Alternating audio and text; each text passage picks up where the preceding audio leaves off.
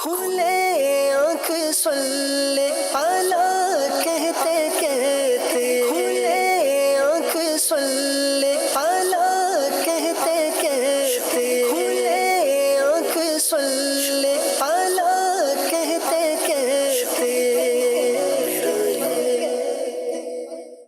الحمد للہ رب العالمین والصلاة والسلام علی خاتم النبیین، اما بعد فاعوذ باللہ من الشیطان الرجیم، بسم اللہ الرحمن الرحیم۔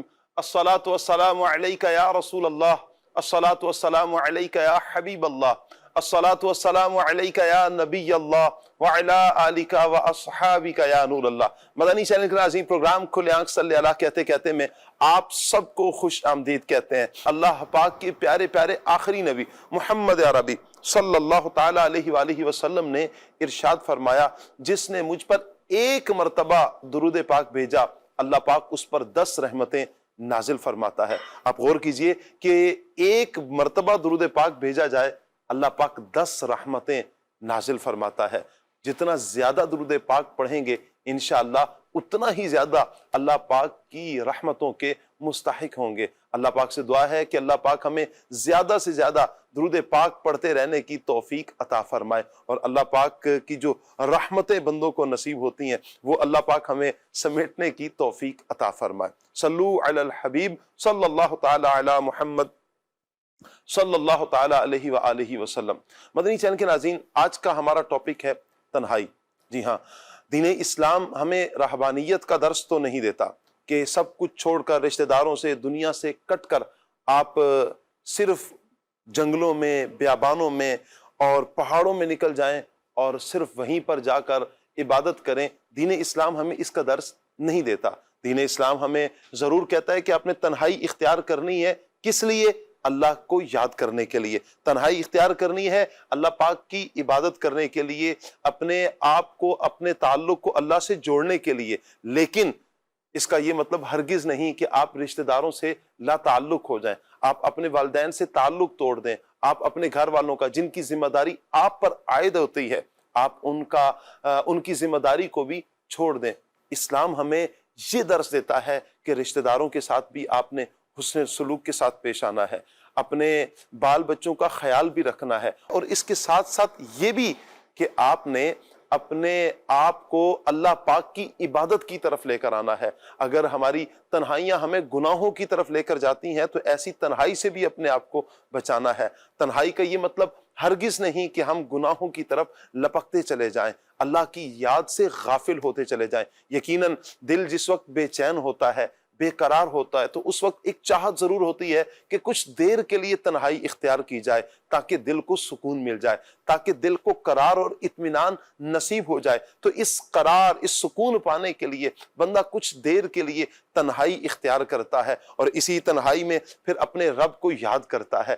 اور وہی رب ہے کہ جو اس عالم میں بندے کو دل کا سکون عطا فرماتا ہے۔ چونکہ یہ تنہائی ایسی نہیں ہے کہ جو دنیا سے کٹ کر اور دنیا سے لا تعلقی اختیار کر کے ہمیشہ کے لیے اکیلا پن اختیار کر لیا ہے، نہیں، گوشہ نشینی کا یا تنہائی کا یہ مطلب ہرگز نہیں ہے۔ ایک بزرگ رحمت اللہ تعالی علیہ، ان سے کسی نے پوچھا، وہ کچھ دیر کے لیے تنہائی اختیار کرتے، کبھی ہوتا یوں کہ وہ تنہائی اختیار کرتے، تو انہوں نے کسی نے پوچھا کہ حضور آپ کیوں یہاں پر اکیلے آ جاتے ہیں، تنہائی اختیار کر لیتے ہیں؟ انہوں نے کہا کہ جس وقت ہوں شور سنتا ہوں تو پھر اس وقت تنہائی اختیار کر لیتا ہوں تاکہ اللہ کے کلام کی باتیں سن سکوں، اللہ کا کلام سن سکوں، اللہ کی یاد میں اپنے دل کو زیادہ لگا سکوں۔ اس وجہ سے پھر میں تنہائی کو اختیار کرتا ہوں۔ بہرحال تنہائی کیسی ہونی چاہیے، تنہائی میں کیا کرنا چاہیے اور کن افعال سے بچنا چاہیے، آج کے دور میں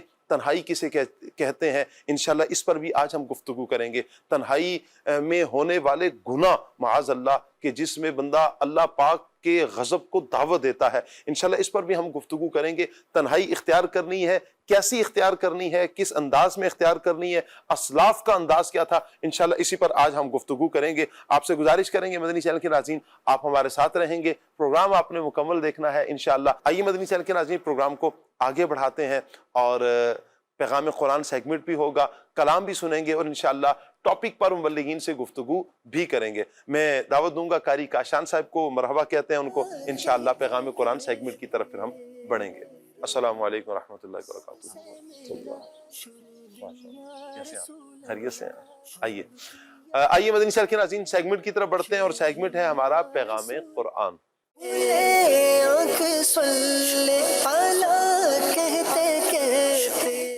اعوذ باللہ من الشیطان الرجیم۔ اللہ کی پناہ مانگتا ہوں میں شیطان مردود سے۔ بسم اللہ الرحمن الرحیم۔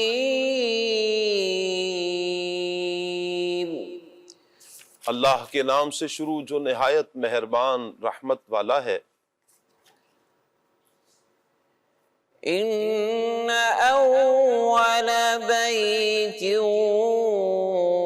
وضع للناس للذی ببکۃ مبارکا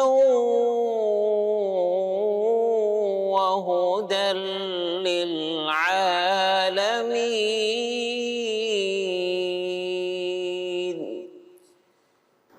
فیہ آیات بینات مقام ابراہیم۔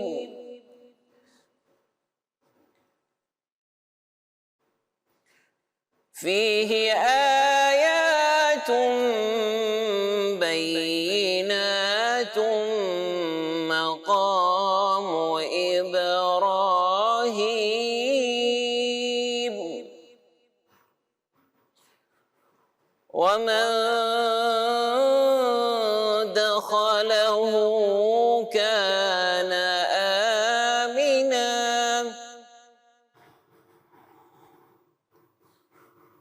وَلِلَّهِ عَلَى النَّاسِ حِجُّ الْبَيْتِ مَنِ اسْتَطَاعَ إِلَيْهِ سَبِيلًا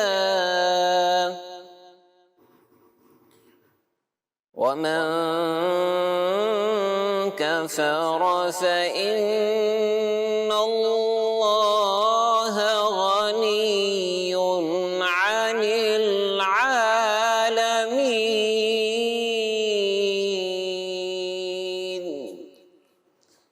بے شک سب سے پہلا گھر جو لوگوں کی عبادت کے لیے بنایا گیا وہ ہے جو مکہ میں ہے، برکت والا ہے اور سارے جہان والوں کے لیے ہدایت ہے۔ اس میں کھلی نشانیاں ہیں، ابراہیم کے کھڑے ہونے کی جگہ ہے، اور جو اس میں داخل ہوا امن والا ہو گیا۔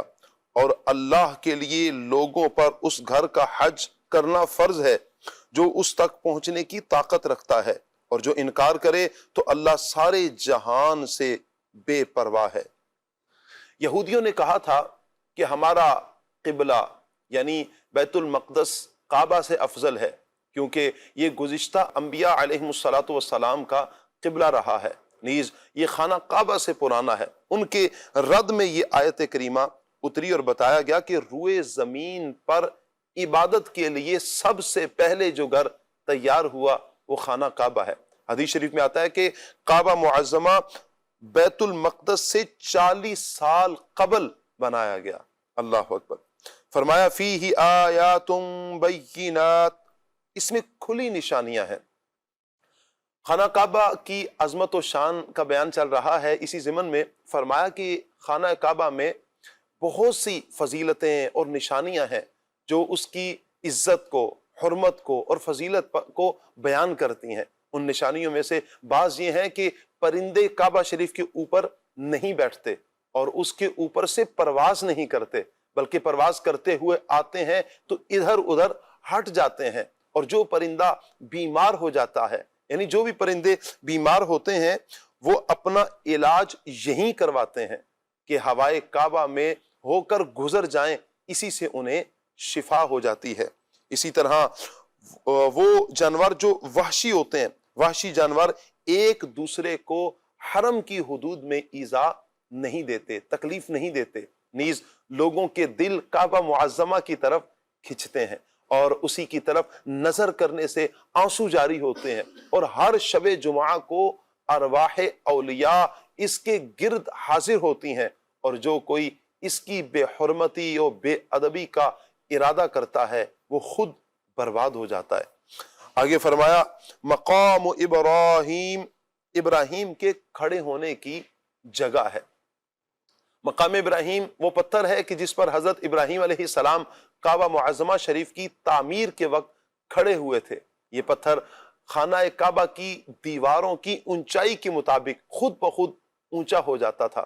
اس میں حضرت ابراہیم علیہ السلام کے قدم مبارک کے نشان تھے جو طویل زمانہ گزرنے اور بکثرت ہاتھ مس ہونے کے باوجود ابھی تک کچھ باقی ہیں۔ اسے پتہ چلتا ہے کہ جس پتھر سے پیغمبر کے قدم چھو جائیں وہ متبرک اور شعائر اللہ اور آیت اللہ یعنی اللہ کی نشانی بن جاتا ہے۔ سبحان اللہ۔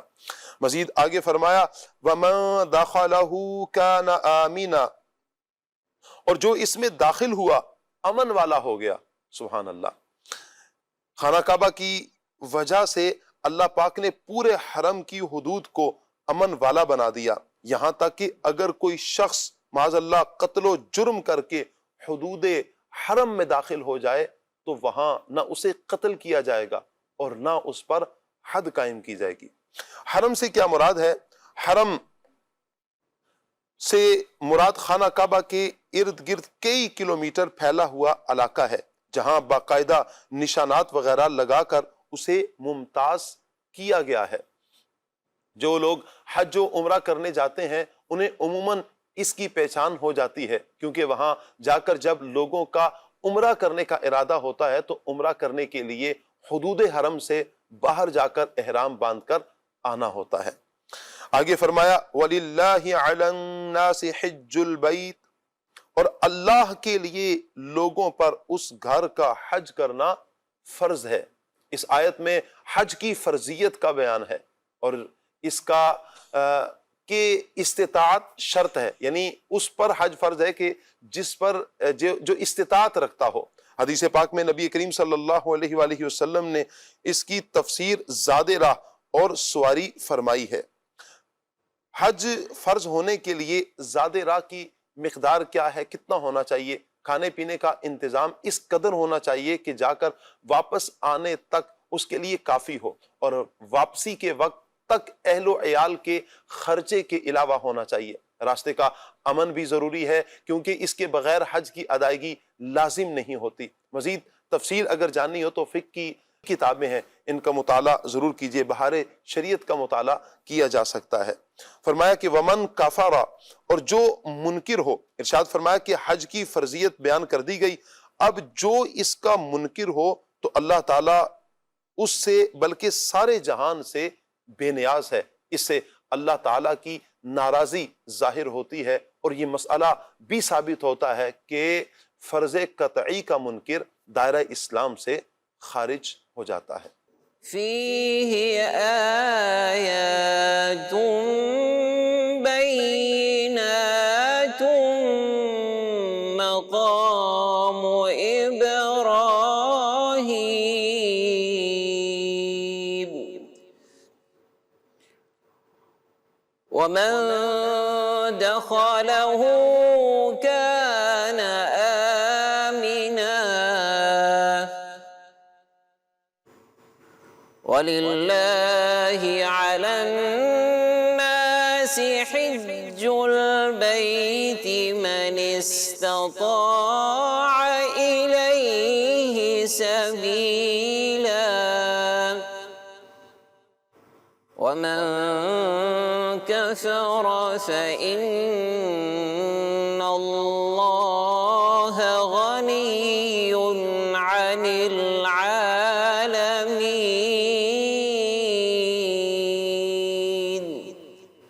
صدق اللہ العظیم۔ جزاک اللہ۔ اللہ پاک نور قرآن سے ہم سب کے سینوں کو منور فرمائے، قرآن و سنت کے مطابق اللہ پاک ہمیں اپنی زندگی بسر کرنے کی توفیق عطا فرمائے۔ آئیے مدنی چینل کے ناظرین اپنے مہمانوں کو منچ پر آنے کی دعوت دیں گے انشاءاللہ۔ آج جن سے ہم کلام سنیں گے ثاقب شاہ صاحب ہوں گے ہمارے ساتھ، مرحبا کہتے ہیں ثاقب بھائی کو۔ اور آج بڑی پیاری شخصیت ہمارے ساتھ ہوں گی عبد الواجد بھائی، ماشاءاللہ، مرحبا کہتے ہیں۔ السلام علیکم ورحمۃ اللہ، کیسے ہیں شاہ صاحب؟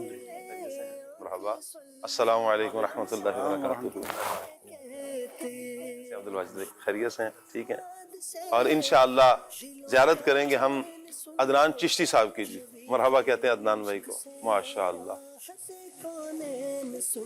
مرحبا، اہلا و سہلا، مرحبا، السلام علیکم ورحمۃ اللہ وبرکاتہ۔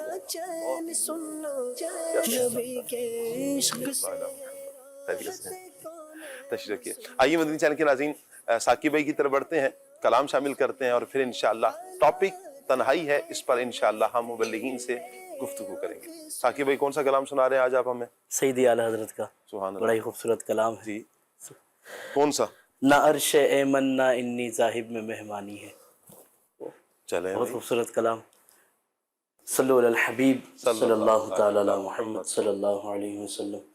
صلی اللہ علیہ یا رسول اللہ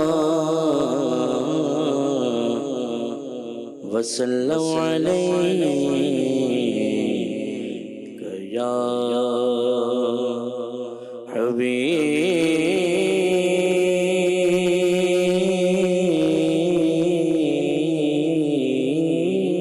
حبیب اللہ صلی اللہ علیہ یا رسول اللہ وسلم علیک یا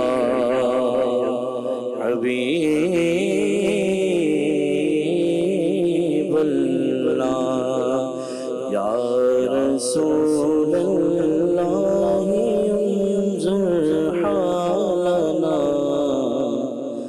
یا حبیب اللہ اسمع قولنا یا رسول اللہ انظر حالنا یا حبیب اللہ اسمع قولنا قالنا یا رسول اللہ انظر حالنا یا حبیب اللہ اسمع قولنا اننی فی بحر غم مغرق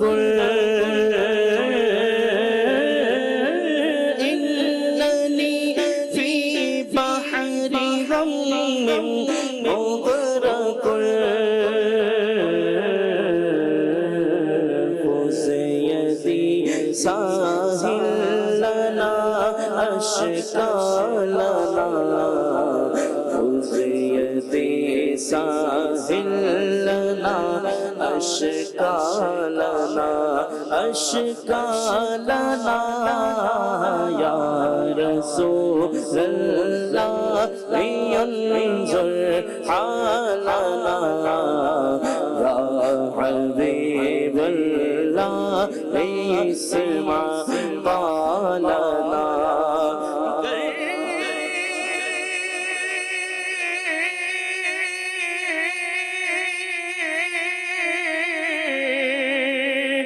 تمہیں نہ سنو گے تو میری کون سنے گا یا رسول اللہ انظر حالنا یا حبیب اللہ اسمع قولنا یا رسول اللہ انظر حالنا یا حبیب اللہ اسمع قولنا تیری ایک نگاہ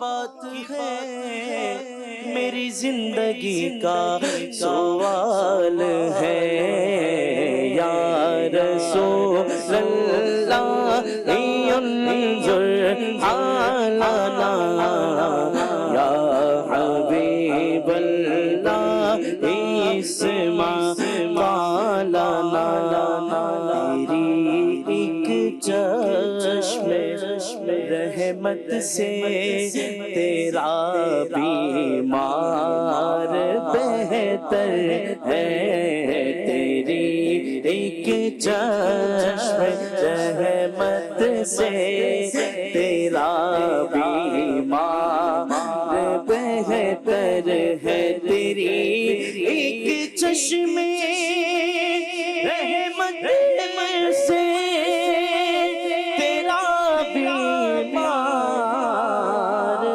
بہتر ہے، ہزاروں طبی نسخوں سے نگاہ یار بہتر ہے، ہزاروں طبی نسخوں سے نگاہ یار بہتر ہے، اور شہنشاہی سے بڑھ کر ہے تیری پاپوش برداری، سکندر سے تیرا ایک خادم دربار بہتر ہے، سکندر سے تیرا ایک خادم دربار بہتر، آقا تیرا خادم دربار، تیرا خادم دربار، تیرا خادم دربار، سکندر سے تیرا ایک خادم دربار بہتر ہے، یا رسول اللہ انظر حالنا، یا حبیب اللہ اسمع قالنا، یا رسول اللہ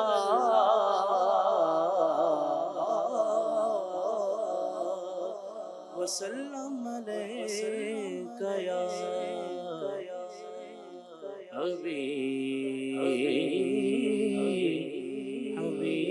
حبیب اللہ،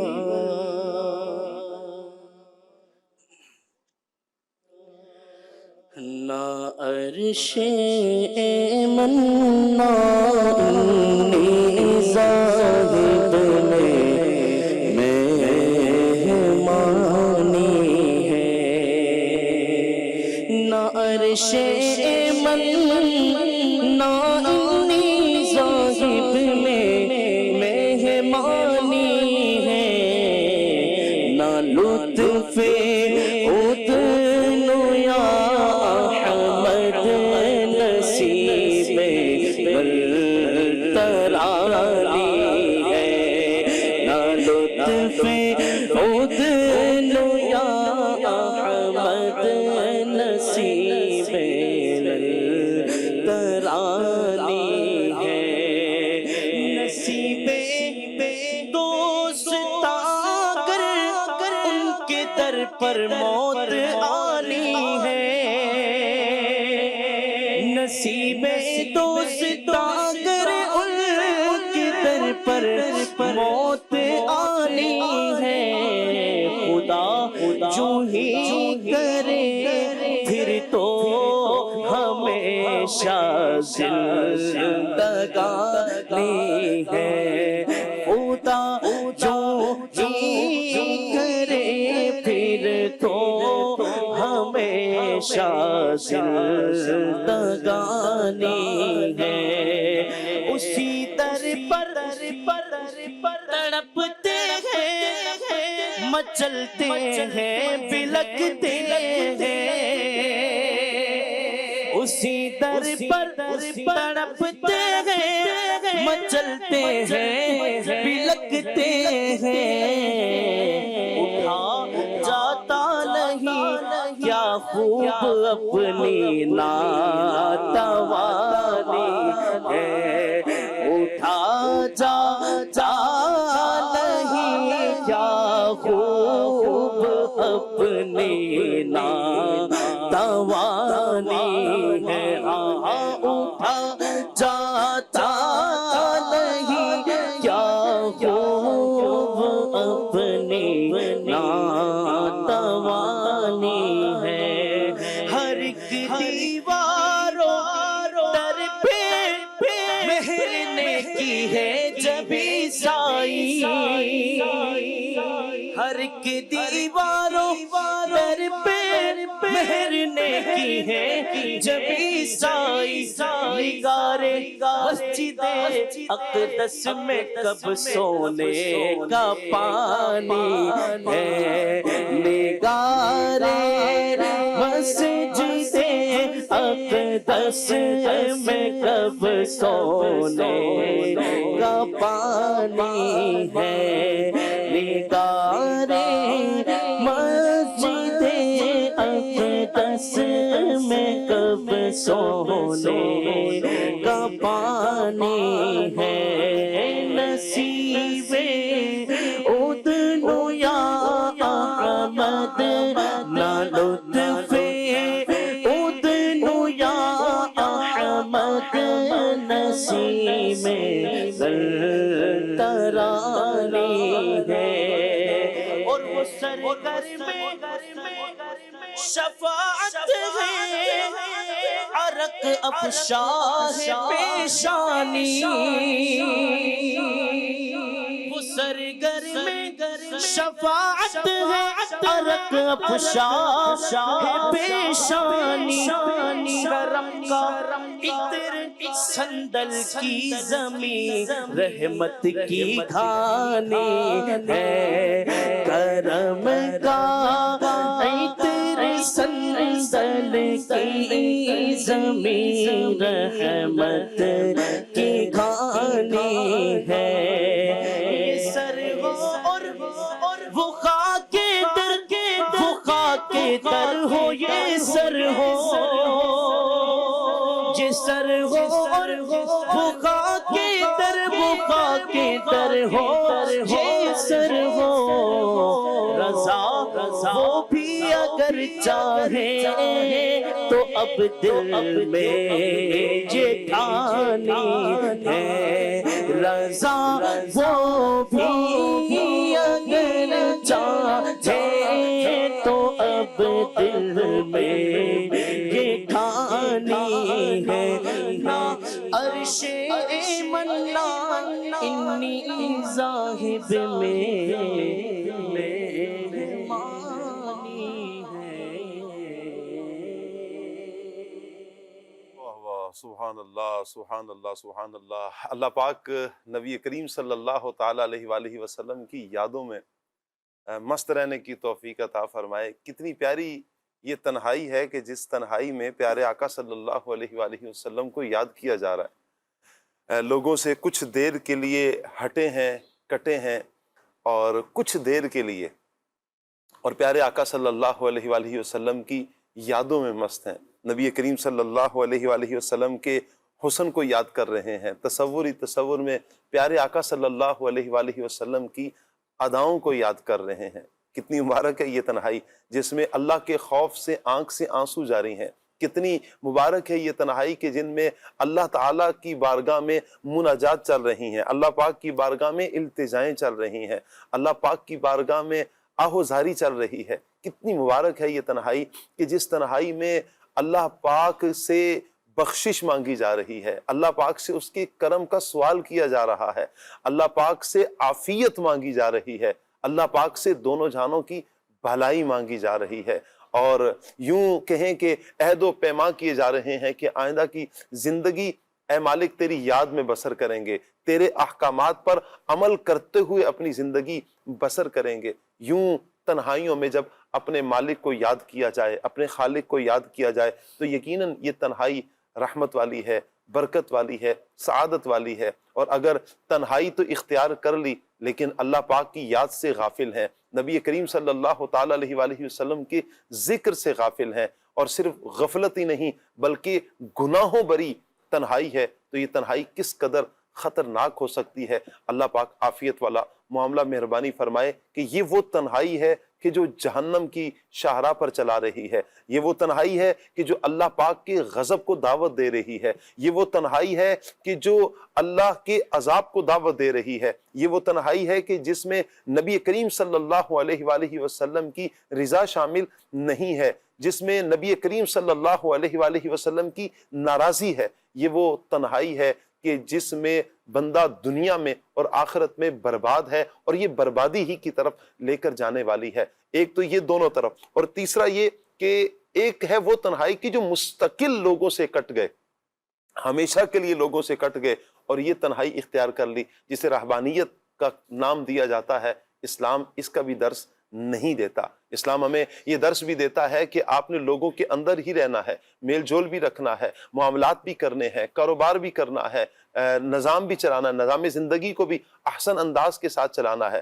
آپ پر جن کی کفالت عائد آتی ہے آپ نے ان کی کفالت بھی کرنی ہے، ذمہ داری جن پر آتی ہے، آپ کی اولاد ہیں، آپ کے گھر والے ہیں، بسا اوقات والدین، تو ان سب کی ذمہ داری جن کی آپ پر لازم ہوتی ہے، تو آپ نے اچھے انداز میں اس ذمہ داری کو بھی نبھانا ہے۔ صرف یہ کہ کٹ گئے، ہمیشہ کے لیے دنیا سے کٹ گئے اور کہیں غاروں میں نکل گئے، اس کا بھی درس ہمیں نہیں ملتا۔ ہمیں اسی دنیا میں رہ کر اپنے دنیا کے معاملات کو بھی احسن انداز میں بسر کرنے ہیں، اور اپنے مالک، اپنے خالق، اپنے پروردگار کی عبادت بھی کرنی ہے، اپنے رب کو یاد بھی کرنا ہے، اور اسی رب کی اور رب کے رسول صلی اللہ علیہ وآلہ وسلم کی یادوں میں اپنی زندگی کو پھر بسر بھی کرنا ہے۔ اللہ پاک ہمیں ایسی تنہائی گاہے بگاہے نصیب فرمائے، اور یہ مشکل نہیں ہے، کچھ ہی دیر کے لیے بھی ہو، کچھ لمحوں کے لیے بھی ہو، تو جس میں یاد خدا ہو، یاد مصطفیٰ صلی اللہ علیہ وآلہ وسلم ہو، یہ عین سعادت ہے۔ اللہ پاک ہمیں عمل کی توفیق عطا فرمائے۔ آج کا ٹاپک ہمارا تنہائی رہے گا انشاءاللہ۔ اس ٹاپک پر ہم مبلغین سے گفتگو کریں گے۔ بڑھتے ہیں مبلغین کی طرف۔ سب سے پہلے تو سمجھتے ہیں فیضان بھائی، تنہائی کیا ہے، گوشہ نشینی کیا ہے، اس سے کیا مراد ہے؟ بسم اللہ الرحمن الرحیم۔ دیکھیں، تنہائی کا مطلب واضح ہے جی، کہ اکیلا ہونا، اکیلا پن، جی، اسے خلوت بھی کہا جاتا ہے۔ اور گوشہ نشینی جو ہے، اس سے مراد یہ ہوتی ہے کہ اللہ تعالیٰ کی رضا کے حصول کے لیے جی، اس کی عبادت کی خاطر، اس کی معرفت کی خاطر لوگوں سے کنارہ کش ہو کر ایک مخصوص جگہ میں بیٹھ جانا، جی، اور اللہ تعالیٰ کی عبادت کرتے رہنا اور اس کے احکامات پر غور فکر کرنا، جی، یہ خلوت نشینی کہلاتا ہے۔ صحیح، اور یہ ہمارے بزرگان دین سے ثابت ہے کہ وہ کچھ دن اور کچھ وقت کے لیے وہ خلوت نشینی اختیار کیا کرتے تھے۔ بعض جو ہے وہ زیادہ لمحات بھی خلوت نشینی اختیار کیا کرتے تھے، اور اس کا مقصد جو ہے یہ بالکل لوگوں سے کٹ جانا نہیں ہوتا تھا، بلکہ مقصد یہ ہوتا تھا کہ لوگوں سے تھوڑی دیر کے لیے، تھوڑے وقت کے لیے اس لیے دور رہا جائے تاکہ دل جو ہے وہ رب کی طرف جو ہے وہ اس کا تعلق مضبوط ہو جائے۔ آپ دیکھیں، نبی کریم علیہ الصلوۃ والسلام جو ہے وہ غار حرا میں تشریف فرما ہوئے، اور وہاں پر رہنے کا مقصد بھی حضور صلی اللہ علیہ وآلہ وسلم کا یہی تھا کہ وہاں پر رہ کر جو ہے لوگوں سے دور ہو کر اللہ تعالیٰ کی صحیح طریقے سے عبادت کی جائے اور ایک یکسوئی حاصل ہو، کیونکہ جو یکسوئی لوگوں سے الگ رہ کر عبادت کرنے میں حاصل ہوتی ہے، جی، وہ لوگوں کے مجمع میں رہ کر حاصل نہیں ہوتی۔ جی، لیکن یاد رکھیے کہ اصل مقصد جو ہے وہ یہ ہے کہ بندے کا دل عبادت کے وقت اس کی یاد میں مشغول ہو، جی، لوگوں سے کنارہ کش ہو۔ قرآن پاک کی آیت ہے سورہ مزمل میں، وَاذْكُرِ اسْمَ رَبِّكَ وَتَبَتَّلْ إِلَيْهِ تَبْتِيلًا، کہ اللہ کا نام یاد کرو اور اسی کے ٹوٹ کر ہو جاؤ۔ واہ، ٹھیک، اللہ کا نام یاد کرو اور ٹوٹ کر اسی کے ہو جاؤ۔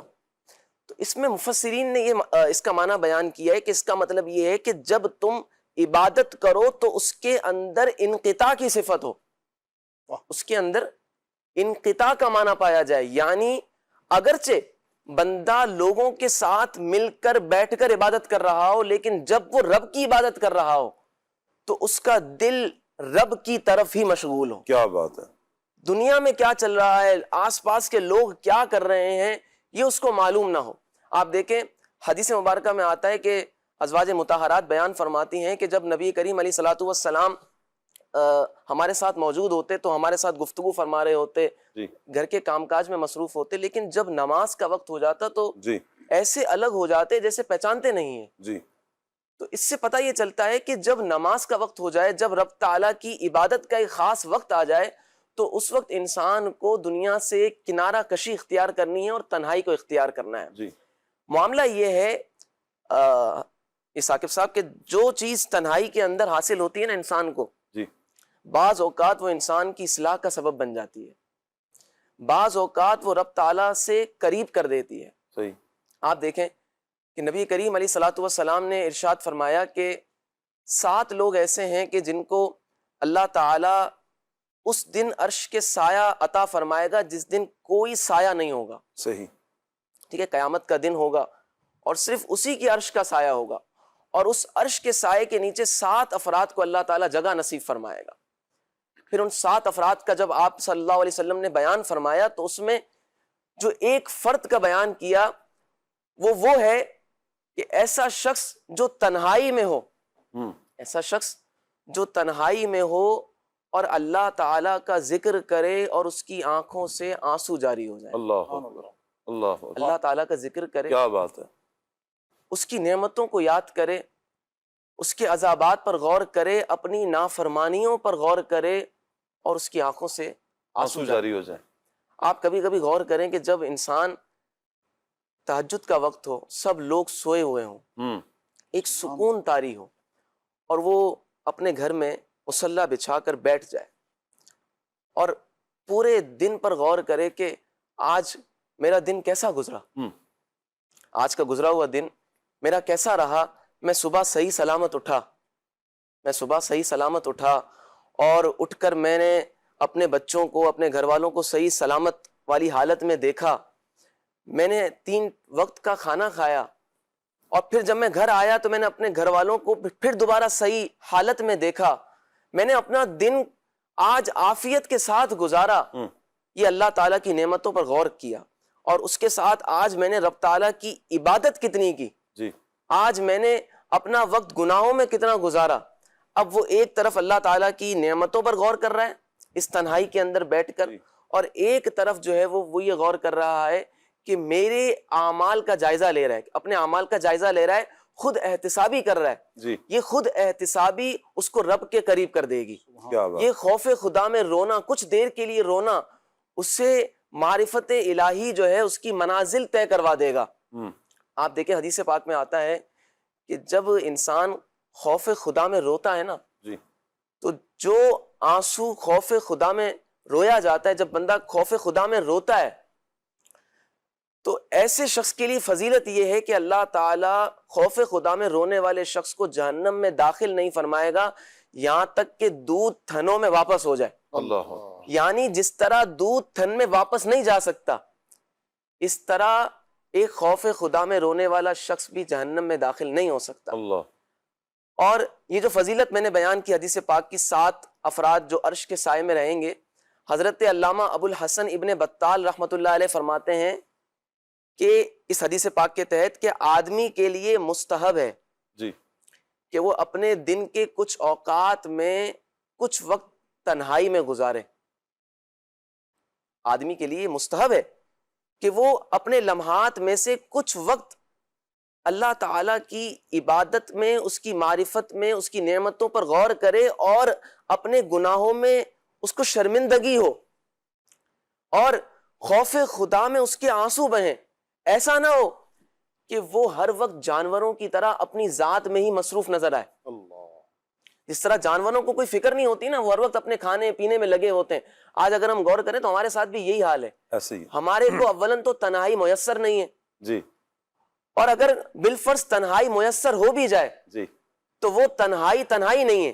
یعنی ایک انسان جو ہے لوگوں کے ساتھ بیٹھا ہوا ہے لیکن وہ سوشل میڈیا کا استعمال کر رہا ہے, جی دوستوں کی گیدرنگ میں بیٹھا ہوا ہے, اپنے ماں باپ کے ساتھ بیٹھا ہوا ہے, لیکن وہ موبائل میں سینکڑوں افراد کے ساتھ اس وقت مصروف ہے. آج کل کی تنہائی ایسے ہی ہے کہ جیسے بندہ چوراہے پہ کھڑا ہوا ہے. بالکل وہ تنہائی سوشل میڈیا ہے نا, سوشل میڈیا ہے تو وہ تو چوراہے پہ کھڑا ہوا ہے. ہر طرح کے لوگ آئیں گے اس کے پاس, ہر طرح کی گیدرنگ ہوگی, ہر طرح کے افراد, یعنی کوئی بھی آ سکتا ہے نا, سوشل میڈیا ہے. اور پھر ہے تو بظاہر تو وہ اکیلا ہے, تنہائی میں ہے, اور یوں اپنی غور کر لے کہ یہ جو سوشل میڈیا کی تنہائی ہے یہ کیسی ہے.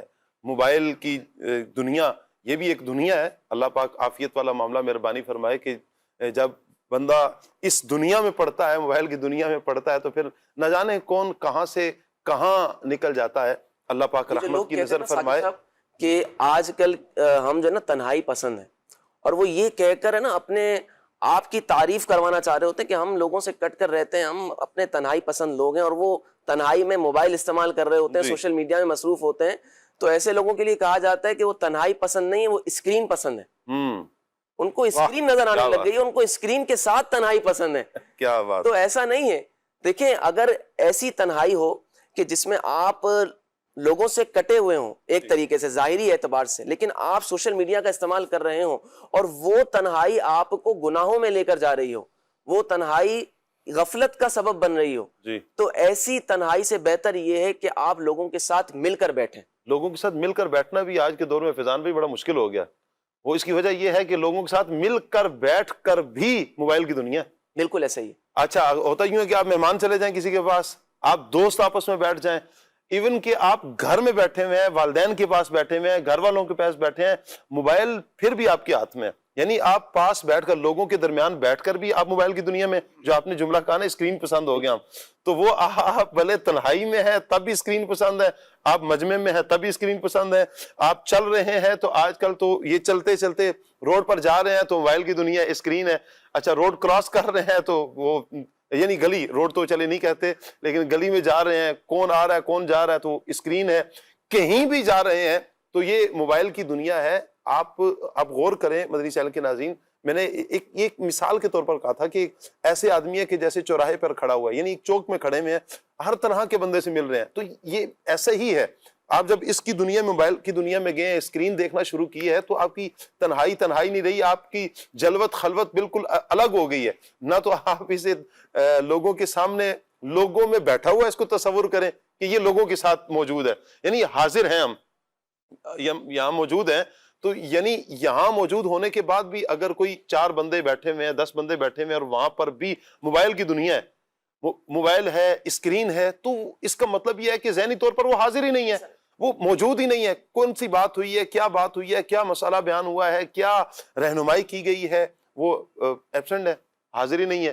اچھا ایک تو یہ نقصان ہے. دوسرا نقصان اس اعتبار سے ہے کہ جو فزیکل اس کا نقصان ہوگا, ذہنی طور پر ہوگا, طبیعت کا ہوگا, یہ ایک الگ معاملات ہیں. اللہ پاک رحمت کی نظر فرمائے ہمیں کون سی تنہائی اختیار کرنی ہے, کون سی تنہائی اختیار نہیں کرنی.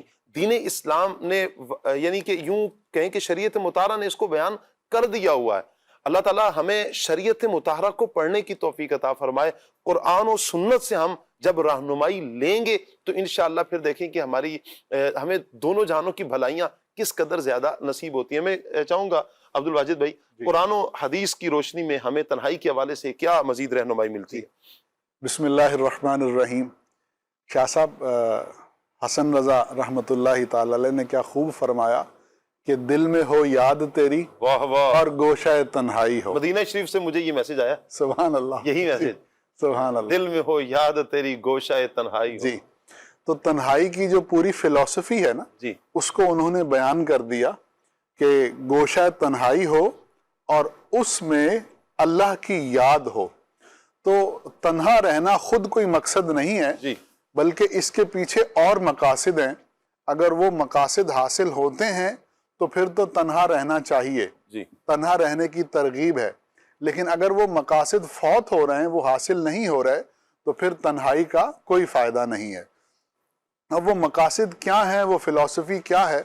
سب سے پہلی بات تو یہ ہے کہ وَمَا خَلَقْتُ الْجِنَّ وَالْإِنسَ إِلَّا لِيَعْبُدُونَ, اور ہم نے جنوں انسان کو اپنی عبادت کے لیے بنایا ہے، اپنی معرفت کے لیے بنایا ہے۔ تو یہ جو عبادت و معرفت ہے یہ انسان کی تخلیق کی وجہ ہے، مقصد ہے کہ وہ اس لیے پیدا کیا گیا ہے کہ وہ اللہ کی عبادت کرے اور اس کو پہچانے۔ جی تو اب وہ خلوت جو عبادت پر مبنی ہو اور جو معرفت کی طرف لے جانے والی ہو، وہ خلوت محمود ہے اور مقصود ہے۔ جی وہ خلوت اختیار کی جائے۔ اگر خلوت ایسی ہو کہ جو آپ ارشاد فرما رہے ہیں کہ موبائل فون ہے اور آدمی موبائل میں لگا ہوا ہے اور وہ تنہا ہو کر بھی تنہا نہیں ہے، تو پھر ایسی خلوت کا کوئی فائدہ نہیں ہے۔ جہاں تک قرآن و حدیث کی بات ہے تو وَاذْكُرِ اسْمَ رَبِّكَ وَتَبَتَّلْ إِلَيْهِ تَبْتِيلًا، اے میرے محبوب اللہ کا نام یاد کرو اور اسی کی طرف مکمل طور پر کٹ کر ہو جاؤ۔ اب یہاں پر دونوں چیزیں بیان ہو گئیں، ایک یہ کہ اللہ کا نام لو یعنی عبادت کرو، اور دوسری چیز یہ کہ تمام لوگوں سے منقطع ہو جاؤ، اکیلے ہو جاؤ۔ اب یہاں پہ جو تبتل الیہ تبتیلا ہے کہ ہر کسی سے کٹ جاؤ، اس کٹنے سے مراد کیا ہے؟ اس سے مراد یہ ہے شاہ صاحب کہ جو ہمارا دل ہے نا، اس کے کنیکشنز ہوتے ہیں، جس کو ہم کہتے ہیں تعلقات۔ تو ایک ہوتا ہے تعلق بالخلق، تعلق بالمخلوق، اور ایک ہوتا ہے تعلق باللہ، کہ ایک ہے اللہ کے ساتھ تعلق اور ایک ہے مخلوق کے ساتھ تعلق۔ تو مخلوق کے ساتھ جتنے تعلقات ہیں وہ ختم ہو جائیں دل سے، دل کا کنیکشن اللہ کے ساتھ جڑ جائے۔ اب اس کا یہ مقصد نہیں ہوتا کہ والدین ہیں تو ان کی خدمت نہ کی جائے، بیوی بچے ہیں تو ان کی کفالت نہ کی جائے۔ اس کا مقصد یہ ہوتا ہے کہ والدین سے تعلق بھی اللہ کے لیے ہو، کہ مجھے اللہ نے فرمایا کہ وَبِالْوَالِدَيْنِ إِحْسَانًا، والدین کے ساتھ احسان کرو۔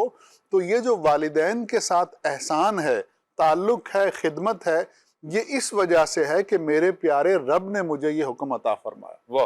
اسی طرح بیوی بچوں کے ساتھ تعلق، ایسے ہی دیگر مومنین کے ساتھ تعلق۔ تو جب سب چیزیں اللہ کے لیے ہو جائیں اور آدمی اللہ ہی کے لیے سارے اعمال کرے، تو پھر یہ ہو جاتا ہے کہ وہ تبتل الیہ تبتیلا کی تصویر بن جاتا ہے۔ یہاں عبدالواجد بھائی جو آپ فرما رہے ہیں دل یہ کٹ جائے، یہ ہمیں کیسے احساس ہوگا کہ یہ دل سارے اس دنیا کے تعلقات سے کٹ چکا ہے اور اب خالق کی طرف یہ دل کا یہ تعلق جڑ گیا ہے؟ یہ بہت خوبصورت سوال ہے اور بڑا باریک سوال ہے، اور جس کو یہ نعمت نصیب ہو جائے تو اسے اللہ کا ولی کہتے ہیں۔ اللہ اکبر، اللہ۔ تو یہ کیسے حاصل ہوتا ہے؟ یہ ایسے حاصل ہوتا ہے کہ جس کا آپ کثرت سے ذکر کرتے ہیں تو آپ کا دل اسی کے متعلق ہو جاتا ہے۔ سبحان اللہ۔ تو جب آدمی کثرت سے اللہ کا ذکر کرے اور احکامات پر عمل کرے تو یہ کیفیت حاصل ہو جاتی ہے۔ صحیح۔ اچھا پتہ کیسے چلے جی کہ ہمارا دل جو ہے وہ اللہ کے ساتھ ہے یا مخلوق کے ساتھ ہے؟ تو دیکھیں جب آدمی کی ترجیح اللہ اور اس کے رسول کی خوشنودی بن جائے تو پھر یہ کہا جا سکتا ہے کہ اس کا تعلق دوسروں سے کٹ گیا۔ فار ایگزامپل، ایک آدمی دکان پر بیٹھا ہے، گاہکوں کی بہت بھیڑ لگی ہے، صحیح، اور اس کے قریب ہی مسجد ہے، اذان ہوتی ہے۔ صحیح۔ اب اس کے سامنے دو آپشن ہیں جی کہ وہ یہاں دکان پہ بیٹھا رہے اور تمام گاہکوں کو بھگتائے، جی، اور اس کے بعد جب اسے وقت ملے تو پھر وہ مسجد میں جا کے نماز پڑھ لے۔ صحیح۔ اور دوسرا یہ ہے کہ وہ یہ سوچے کہ جماعت مجھ پر واجب ہے، جی، نماز کو جماعت کے ساتھ ادا کرنا مجھ پر واجب ہے، اور یہ واجب ہونا شریعت نے لازم کیا ہے، اور شریعت اللہ اور اس کے رسول کا حکم ہے۔ تو میں اللہ اور اس کے رسول کے حکم کو ان گاہکوں پر اور اس دنیا داری پہ مقدم کر رہا ہوں، ان تمام چیزوں کو چھوڑ کر میں مسجد جا رہا ہوں۔ تو جب دل کی کیفیت یہ ہو جائے اور دائماً یہ ہو جائے تو پھر ہم کہیں گے کہ اس کا تعلق جو ہے وہ اللہ اور اس کے رسول کے ساتھ مضبوط ہو گیا ہے۔ اچھا یہاں پر شاید کسی کے ذہن میں ایک سوال اس انداز میں بھی اٹھے کہ جب ہم کھڑے ہوتے ہیں تو بسا اوقات سن لیا بیان، شاید اب یہ توجہ بھی ہو گئی کہ ہم نے سارے ناطے رشتے توڑ کر ہم نے اللہ پاک کی حضور حاضر ہونا ہے۔ اس سے مراد یہ ہے کہ دل سے خیالات سارے نکال کر، سارے تعلقات کو دور کر کے ہم نے اللہ کے حضور عبادت کے لیے حاضر ہونا ہے۔ لیکن پھر جب نماز میں کھڑے ہوتے ہیں، پہلی دکان کا حساب پہلی رکعت میں ہو جائے گا، دوسری دکان کا دوسری رکعت میں ہو جائے گا، یا نہ بھی ہو لیکن خیالات اس قدر آ رہے ہوتے ہیں، تو پھر یوں کہیں دیکھنے والا سننے والا اس ڈر میں نہ ہو کہ کہیں ایسا تو نہیں ہے میرا نماز میں کھڑے ہو کر بھی میرا دل چونکہ وسوسوں کا شکار ہے تو میں تو ویسی نماز ہی نہیں ادا کر رہا۔ دیکھیں ایمان کے مختلف درجات ہیں جی، تو یہ بھی ایک درجہ ہے کہ جب آدمی نماز میں ہو جی، تو پھر وہ جب اللہ اکبر کہتے ہیں نا حضور، جی، تو یہ جو ہاتھ کی حرکت ہے، علماء فرماتے ہیں کہ آپ اللہ اکبر کہہ کے ہاتھ اٹھاتے ہیں تو دنیا ہاتھوں کی پشت پر ہوتی ہے جس کو آپ پیچھے پھینک دیتے ہیں۔ صحیح، اللہ اکبر، جی، اللہ سب سے بڑا ہے اور دنیا پیچھے۔ جی، تو اب یہ ایک ایمان کا درجہ ہے جسے نصیب ہو جائے کہ جب وہ نماز میں ہو تو پھر وہ ایسا ہو کہ اسے اللہ کے سوا اور اس کے ساتھ مناجات اور گفتگو کے سوا کوئی اور چیز اس کے ذہن میں نہ آئے۔ جی، تو یہ بہت اعلیٰ درجہ ہے، کیا بات ہے، اور یہ نصیب ہو جائے تو کیا بات ہے۔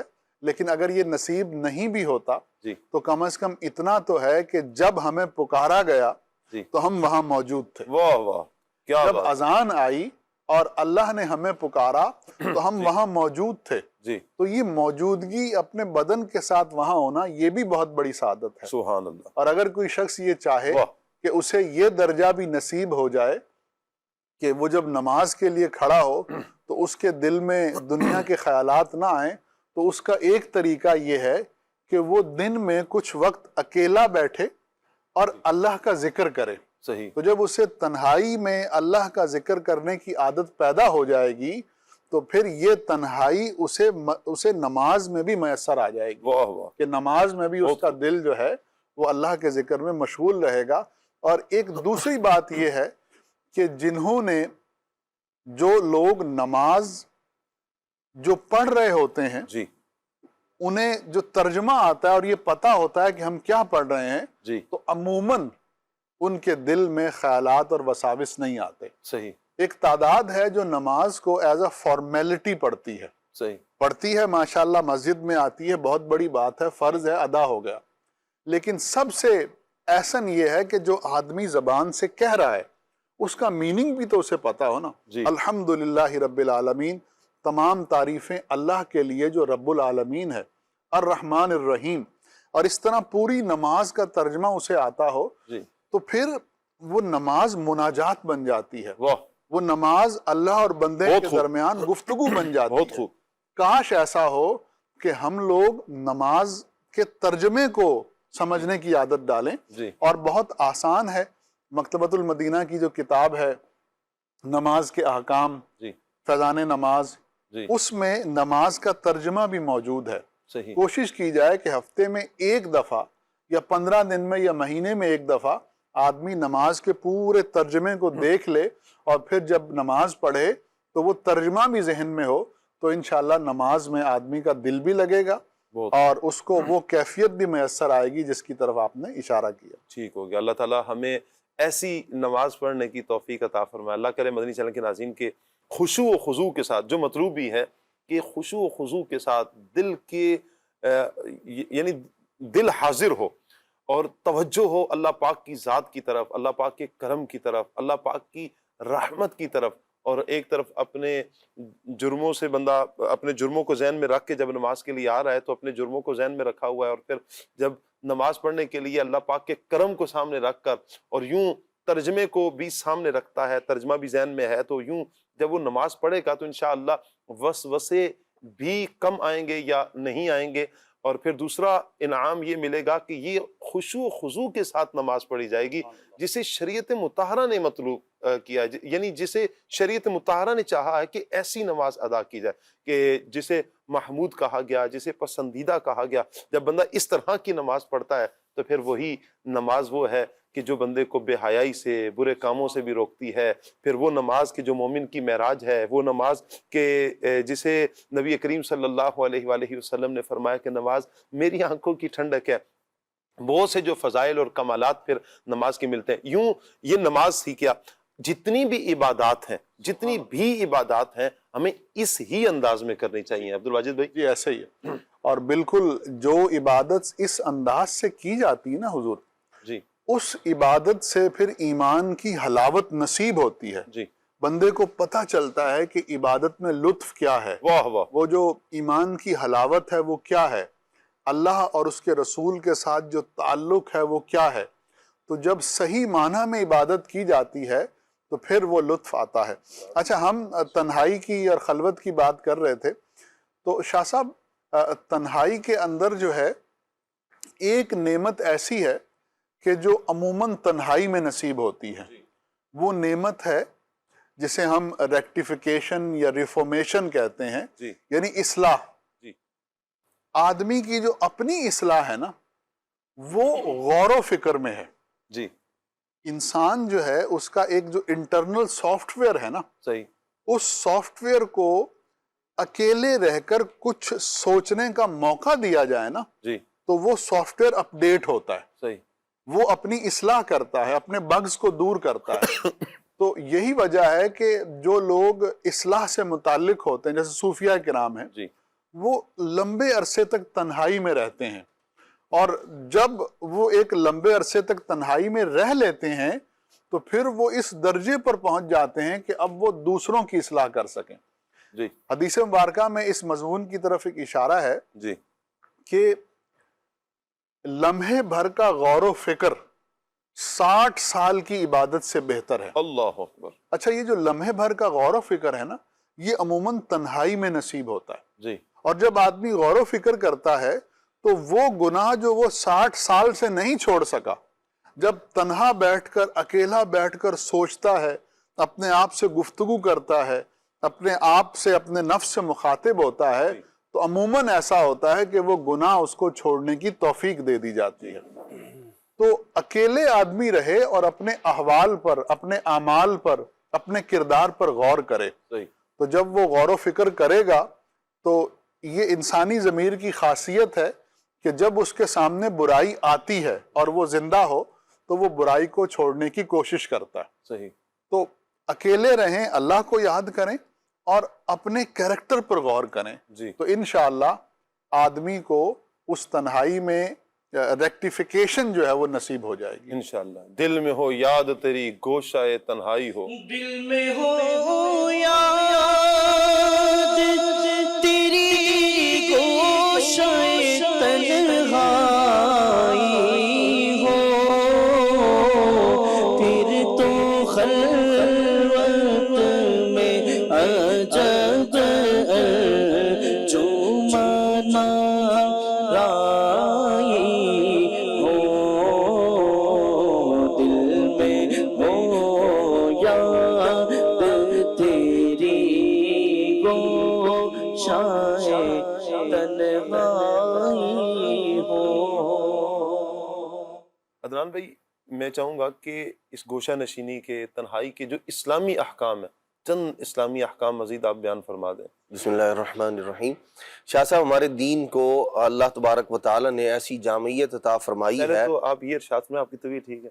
الحمدللہ، آج مجھے پتہ نہیں کیوں لگ رہا ہے کہ اللہ شاید کا آج، بڑا، نہیں جی نہیں، الحمدللہ رب العالمین، اللہ کا بڑا کرم۔ الحمدللہ جی نبی کریم صلی اللہ تعالی علیہ وآلہ وسلم کی مبارک تعلیمات میں اللہ کریم نے ایسی جامعیت رکھی ہے کہ جس چیز کا شریعت نے کرنے کا حکم دیا ہے اس کے بھی تفصیلی احکام بیان فرمائے۔ کرنا ہے تو کیسے کرنا ہے کسی کام کو، صحیح، اور ایسے ہی اگر کسی چیز سے منع کیا گیا ہے تو اس کی منع کی جو حدود و قیود ہیں وہ بھی شریعت نے بیان کی ہیں۔ نبی کریم صلی اللہ تعالی علیہ وآلہ وسلم کی تعلیمات میں جہاں اللہ کے پیارے محبوب صلی اللہ تعالی علیہ وآلہ وسلم سے جب حضرت عقبہ بن عامر رضی اللہ تعالیٰ نے پوچھا، یا رسول اللہ صلی اللہ علیہ وسلم نجات کیا ہے، کامیابی کیا ہے، تو اللہ کے پیارے محبوب صلی اللہ تعالی علیہ وآلہ وسلم نے اس وقت فرمایا اپنی زبان کو قابو میں رکھو، ایک بات، اور دوسرا ارشاد فرمایا تیرا گھر تیرے لیے کفایت کرے، گھر کے اندر رہنا جو ہے وہ تیرے لیے کافی ہو، اور تیسرا ارشاد فرمایا کہ اپنی خطاؤں پر تو آنسو بہا، یہ 3 کام کر، اس کے اندر اللہ کریم نے نجات کو پوشیدہ رکھا ہے۔ یہی روایت دیگر اور صحابہ کرام علیہم رضوان سے بھی مختلف الفاظ کے ساتھ جو ہے وہ مروی ہے۔ نبی پاک صلی اللہ تعالی علیہ وآلہ وسلم کی احادیث مبارکہ میں جہاں ضرورت سے زائد جو بندے کے پاس وقت ہے. دیکھیں ایک تو یہ ہے کہ آدمی گوشہ نشین ہو گیا ہے، اس کا مطلب یہ ہے گھر میں بیٹھ گیا ہے، اب نہ کمانے کے لیے باہر جانا ہے، نہ جو گھر کے اندر اولاد ہے، والدین ہے، جن کی تربیت، جن کی کفالت اس کے ذمے ہے. بولے جی نہیں، میں نے تو گوشہ نشینی اختیار کی ہوئی ہے، میں تو کام کاج نہیں کروں گا، کوئی بھی باہر نہیں جاؤں گا. یہ اس طرح کا کام کرنا. اچھا اذان ہوگی یہ جماعت کے لیے، نہیں جی میں تو گوشہ نشین ہوں.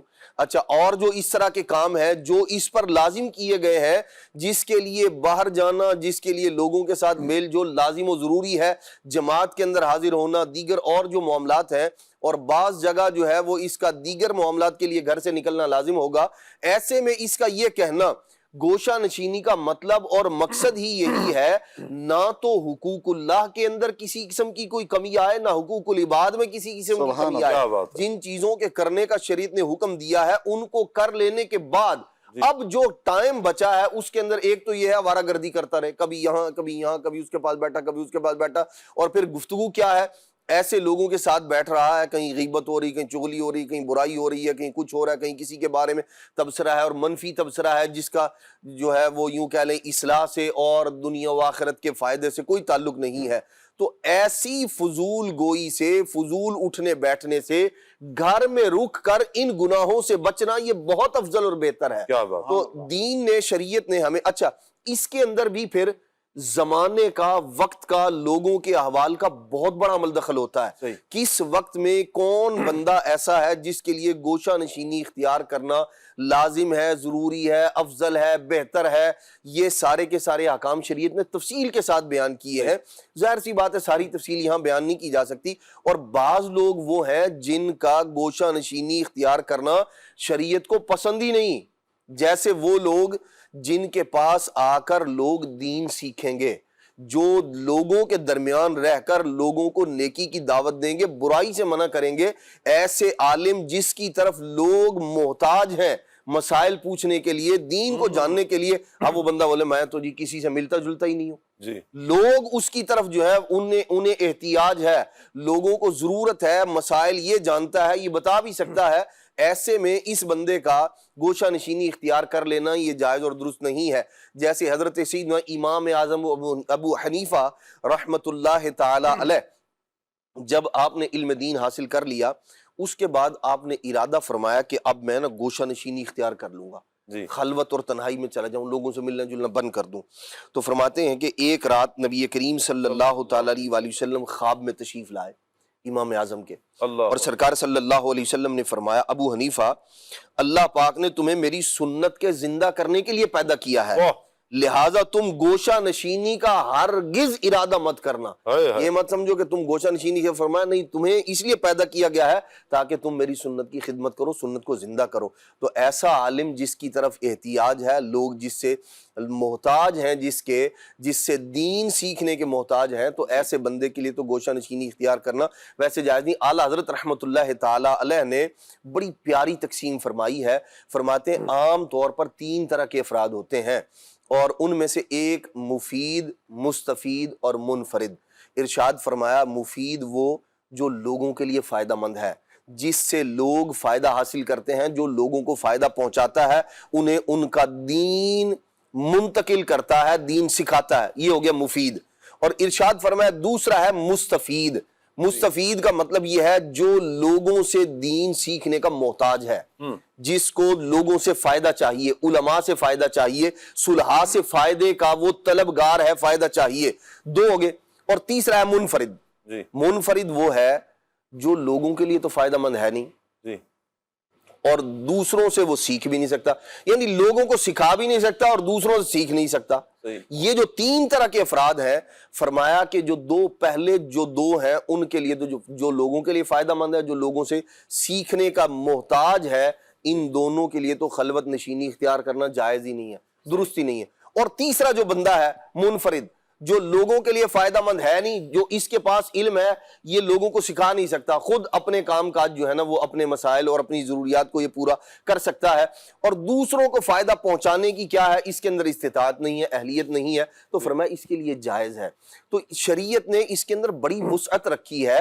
اور حضرت ابراہیم نخعی رحمت اللہ تعالی ارشاد فرماتے ہیں یہ تابعین میں سے ہیں، ارشاد فرماتے ہیں جو بندہ گوشہ نشینی کا ارادہ کرے اس کو چاہیے پہلے اس کے آداب سیکھے پھر گوشہ نشینی اختیار کرے، ورنہ کیا ہوگا، گوشہ نشینی اختیار کر لیا ہے، لوگوں سے ترک تعلق کر لیا ہے، بیٹھ گیا، بعض چیز جگہ صلہ رحمی لازم تھا، جانا شرکت کرنا لازم تھا، نہیں گیا، گناہگار ہو رہا ہے، تو وہ جن چیزوں سے، گناہوں سے، اللہ کی نافرمانی سے بچنے کے لیے گوشہ نشینی اختیار کی تھی، اس گوشہ نشینی میں وہ ہزاروں اور سینکڑوں حرام کاموں کا مرتکب قرار پا رہا ہے، تو ایسی گوشہ نشینی اختیار کرنا جائز نہیں ہے۔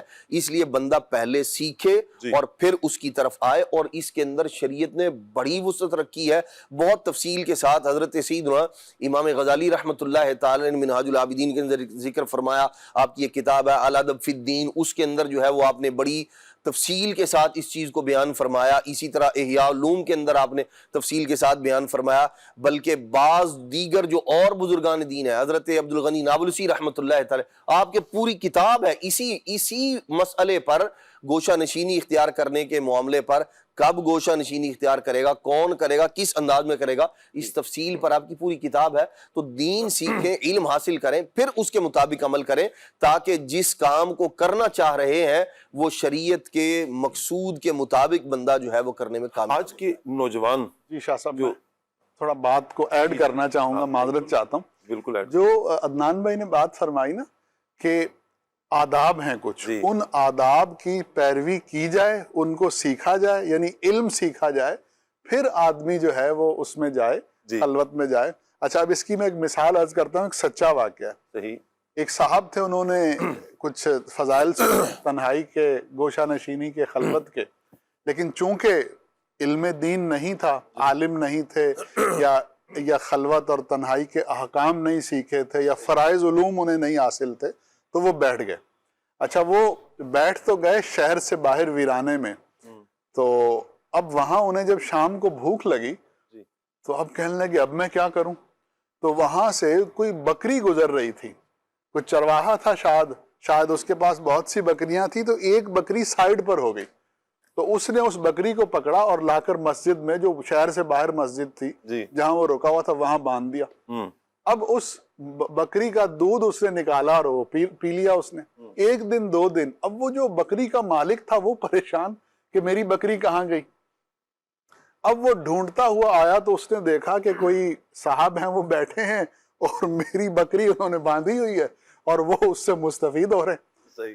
تو اب انہوں نے پوچھا کہ بھئی یہ کیا ماجرا ہے؟ تو پھر اس نے کہا جی میں تو یہاں عبادت کے لیے بیٹھا ہوں، تو مجھے بھوک لگی تو میں نے آپ کی بکری پکڑ لی۔ اب آپ دیکھیں کہ چونکہ وہ صاحب عالم نہیں تھے، اسلامی احکام اور شریعت سے جیسے واقف ہونا چاہیے نہیں تھے، تو وہ بیٹھے عبادت کے لیے، لیکن انہوں نے ایک حرام کام کیا کہ وہ کسی اور کی بکری اس کی اجازت کے بغیر باندھ لی، پھر اس کا دودھ استعمال کر لیا۔ اب وہ بات لڑائی جھگڑے پر آ گئی۔ اب آپ دیکھیں کہ حقوق العباد تلف ہو گئے۔ اس کی نیت اچھی تھی، اس کا مقصد اچھا تھا، لیکن چونکہ اسے علم نہیں تھا، وہ احکام شریعہ سے واقف نہیں تھے وہ صاحب، تو انہوں نے ایک کبیرہ گناہ کا ارتکاب کیا، ایک بہت بڑے برے عمل کا ارتکاب کیا۔ تو اس مثال سے ہم سمجھ سکتے ہیں کہ تنہائی اختیار کرنے یا خلوت اختیار کرنے میں جو ضروری احکام ہیں ان کا جاننا کتنا ضروری ہے۔ اب آدمی گھر میں اکیلا بیٹھ جائے اور ساتھ ہی مسجد ہے، جماعت کے لیے نہ جائے، ترک جماعت ہو جائے گا۔ جمعہ جو ہے وہ ہمیشہ جماعت کے ساتھ ادا ہوتا ہے۔ اب اگر آدمی شہر میں ہوتے ہوئے جمعے کی نماز کے لیے نہ جائے تو پھر کیا ہوگا؟ ایسے ہی کوئی شخص گھر میں تنہا بیٹھ جائے، جیسے عدنان بھائی نے فرمایا، اور اس کے بیوی بچے اس کے محتاج ہیں، اب وہ کمانے کے لیے نہیں جائے تو بیوی بچے کیا کریں گے؟ کیا وہ جا کے مانگیں گے؟ وہ یہ حرام کام کریں گے کہ وہ بھیک مانگے؟ نہیں۔ تو اسلامی احکام کا معلوم ہونا اور پھر ان کے مطابق عمل کرنا یہ بہت ضروری ہے۔ صحیح۔ اچھا عدنان بھائی، آج کے دور میں نوجوان، جب ہم دیکھتے ہیں کہ ہمارا نوجوان بہت سے برائیوں کی طرف بھی ہے، یا یوں کہہ لیں کہ فضولیات کی طرف ہے، لیکن ہم جب اسے کہتے ہیں کہ تنہائی اختیار کریں، تنہائی اختیار کرنے کا جب والدین کہتے ہیں کہ آپ گھر میں رہا کرو، گھر رہا کرو، اکیلے رہا کرو، اچھا پھر ایک خوف آگے یہ جو ہمارے فیضان بھائی نے بھی کہا کہ وہ اسکرین پسند تنہائی ہے، تو اس ساری سچویشن میں آج کے نوجوان کو آپ کیا کہیں گے کہ وہ کیا کرے؟ شاہ صاحب دیکھیں، یہ جو گوشہ نشینی، خلوت، تنہائی جس کی ہم بات کر رہے ہیں، کہیں گے یہ اللہ والوں کا خاصہ ہے، بالکل اللہ والوں کو ہی خاص ہے۔ یقیناً بات یہ ہے کہ اس سب سے مقصود کیا ہے؟ جی خلوت نشینی، گوشہ نشینی، اور اسی طرح تنہائی اور لوگوں سے جو ہے وہ ترک تعلق، وہ جو شریعت نے جس کی اجازت دی ہے اس ترک تعلق کی بات ہو رہی ہے۔ جی اچھا، یہ سب کا سب کس لیے ہے؟ گناہوں سے بچنے کے لیے اور قرب الہی پانے کے لیے، بے شک۔ بندہ اللہ تبارک و تعالیٰ کی بارگاہ کے قریب ہو جائے، گناہوں سے بچ جائے۔ اس سب کے لیے کیا کرنا ہے؟ ان جھنجٹوں سے جو بندے کو گناہوں کی طرف لے جانے والے ہیں، لوگوں کے درمیان بیٹھ رہا ہے، غیبتیں کر رہا ہے، چغلیاں کر رہا ہے، اسی طرح برائیاں کر رہا ہے لوگوں کی جس کی شریعت نے اجازت نہیں دی، تو ایسی چیزوں سے اپنے آپ کو بچانے کے لیے کیا کیا جا رہا ہے؟ اس کو خلوت نشینی کا کہا جا رہا ہے، تنہائی اختیار کرنے کا کہا جا رہا ہے، باہر جا رہا ہے، برے دوستوں کے ساتھ بیٹھ رہا ہے، ان کے ساتھ جو ہے وہ اسی طرح نشے کی جو ہے وہ لت میں لگ گیا ہے، لوگوں کے درمیان بیٹھے گا تو نشے میں پڑ جائے گا، ایسے لوگوں کے ساتھ اس کا اٹھنا بیٹھنا ہے۔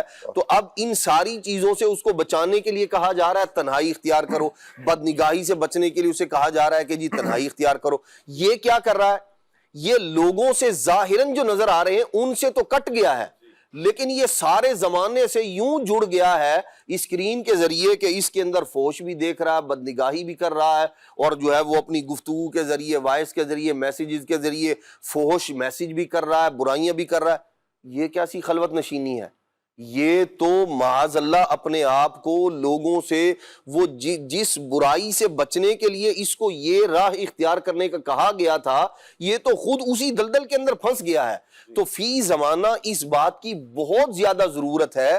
بارہا ایسا ہوتا ہے معاشرے میں، ایسے کئی نوجوان ملیں گے جن کو یوں لوگوں سے کٹنے کا کہا گیا اور وہ کٹ کے یوں برائیوں کے ساتھ جڑ گئے اور برے لوگوں کے ساتھ جڑ گئے کہ ان کی وہ تنہائیاں۔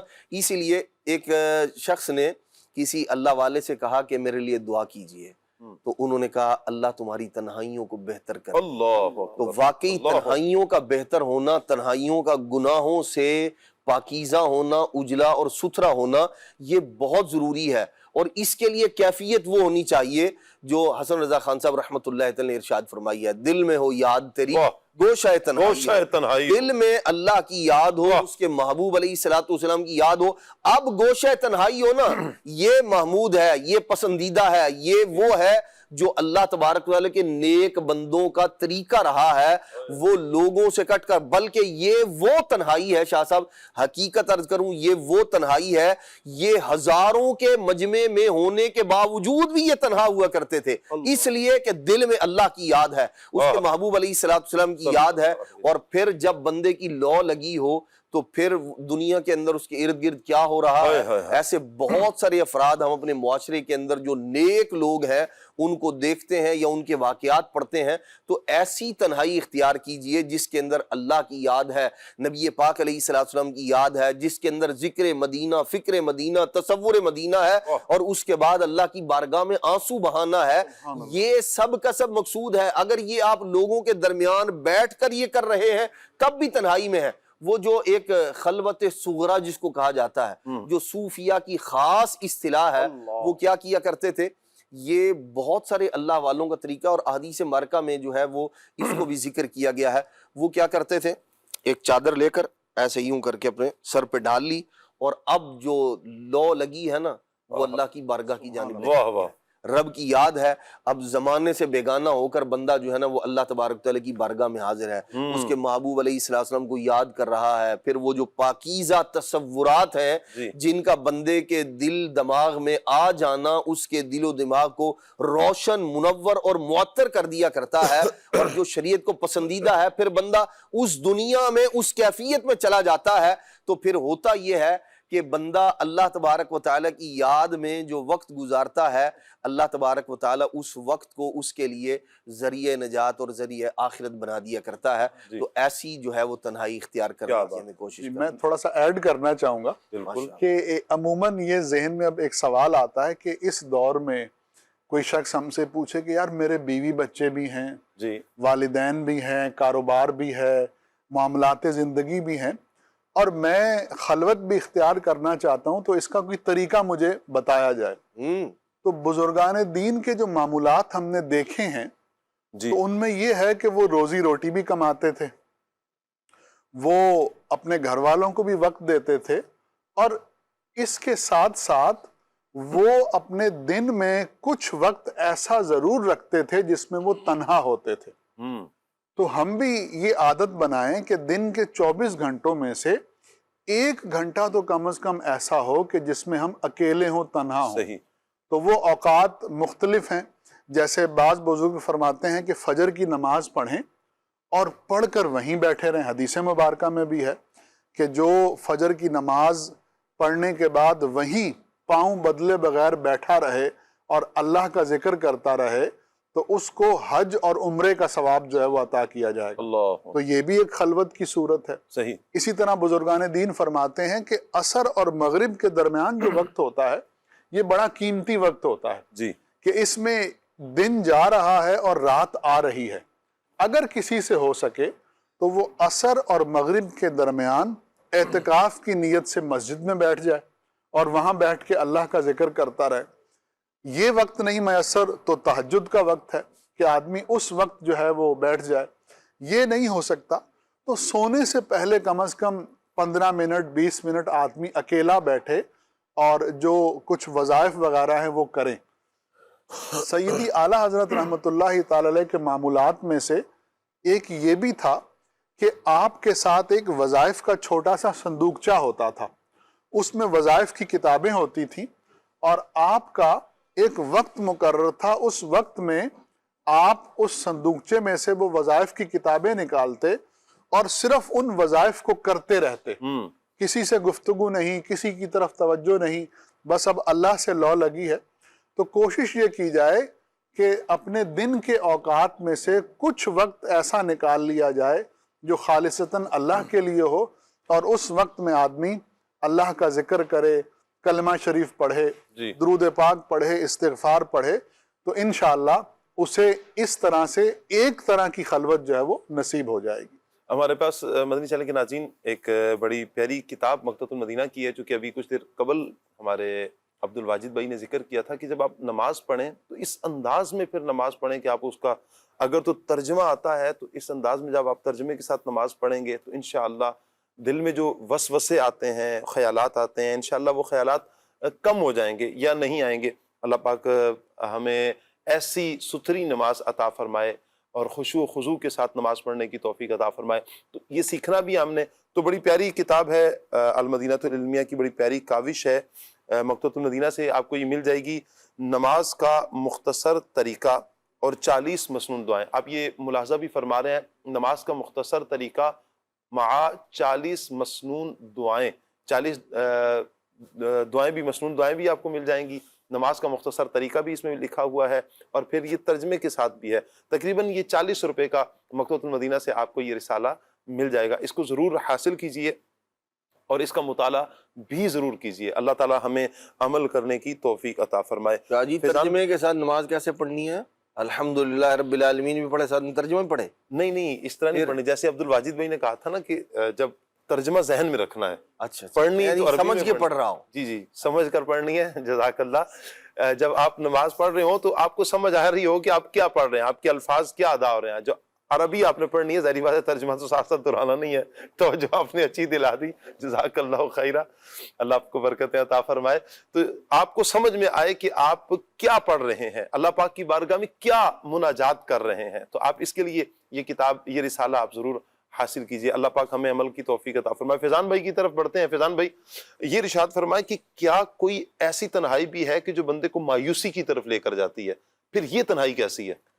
جی ہاں بالکل، بعض تنہائیاں انسان کو مایوسی کی طرف بھی لے کر چلی جاتی ہیں۔ جی اصل میں ہوتا یہ ہے کہ تنہائیاں جب ایسی ہو نا کہ جب بندے کے ساتھ اگرچہ مجمع ہو، یعنی لوگوں کے ساتھ ظاہری طور پر وہ موجود ہو، جی لیکن اسے جن لوگوں کی مدد کی ضرورت ہے، جن لوگوں کی حاجت کی ضرورت ہے، جی جن لوگوں کے سہارے کی ضرورت ہے، وہ لوگ اس سے دور ہو جائیں، صحیح، یا وہ لوگ اس کی مدد کرنا چھوڑ دیں، یا اس کا جو سہارا تھا وہ سہارا اس سے ختم ہو جائے۔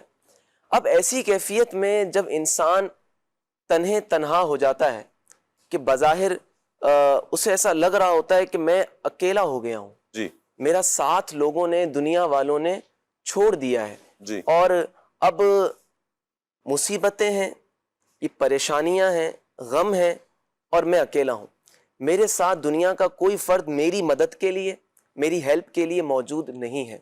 دیکھیں اس میں دو چیزیں ہیں، اولاً تو ایک دنیا ہے، اس کا ایسے شخص کے ساتھ کیا تعلق ہونا چاہیے۔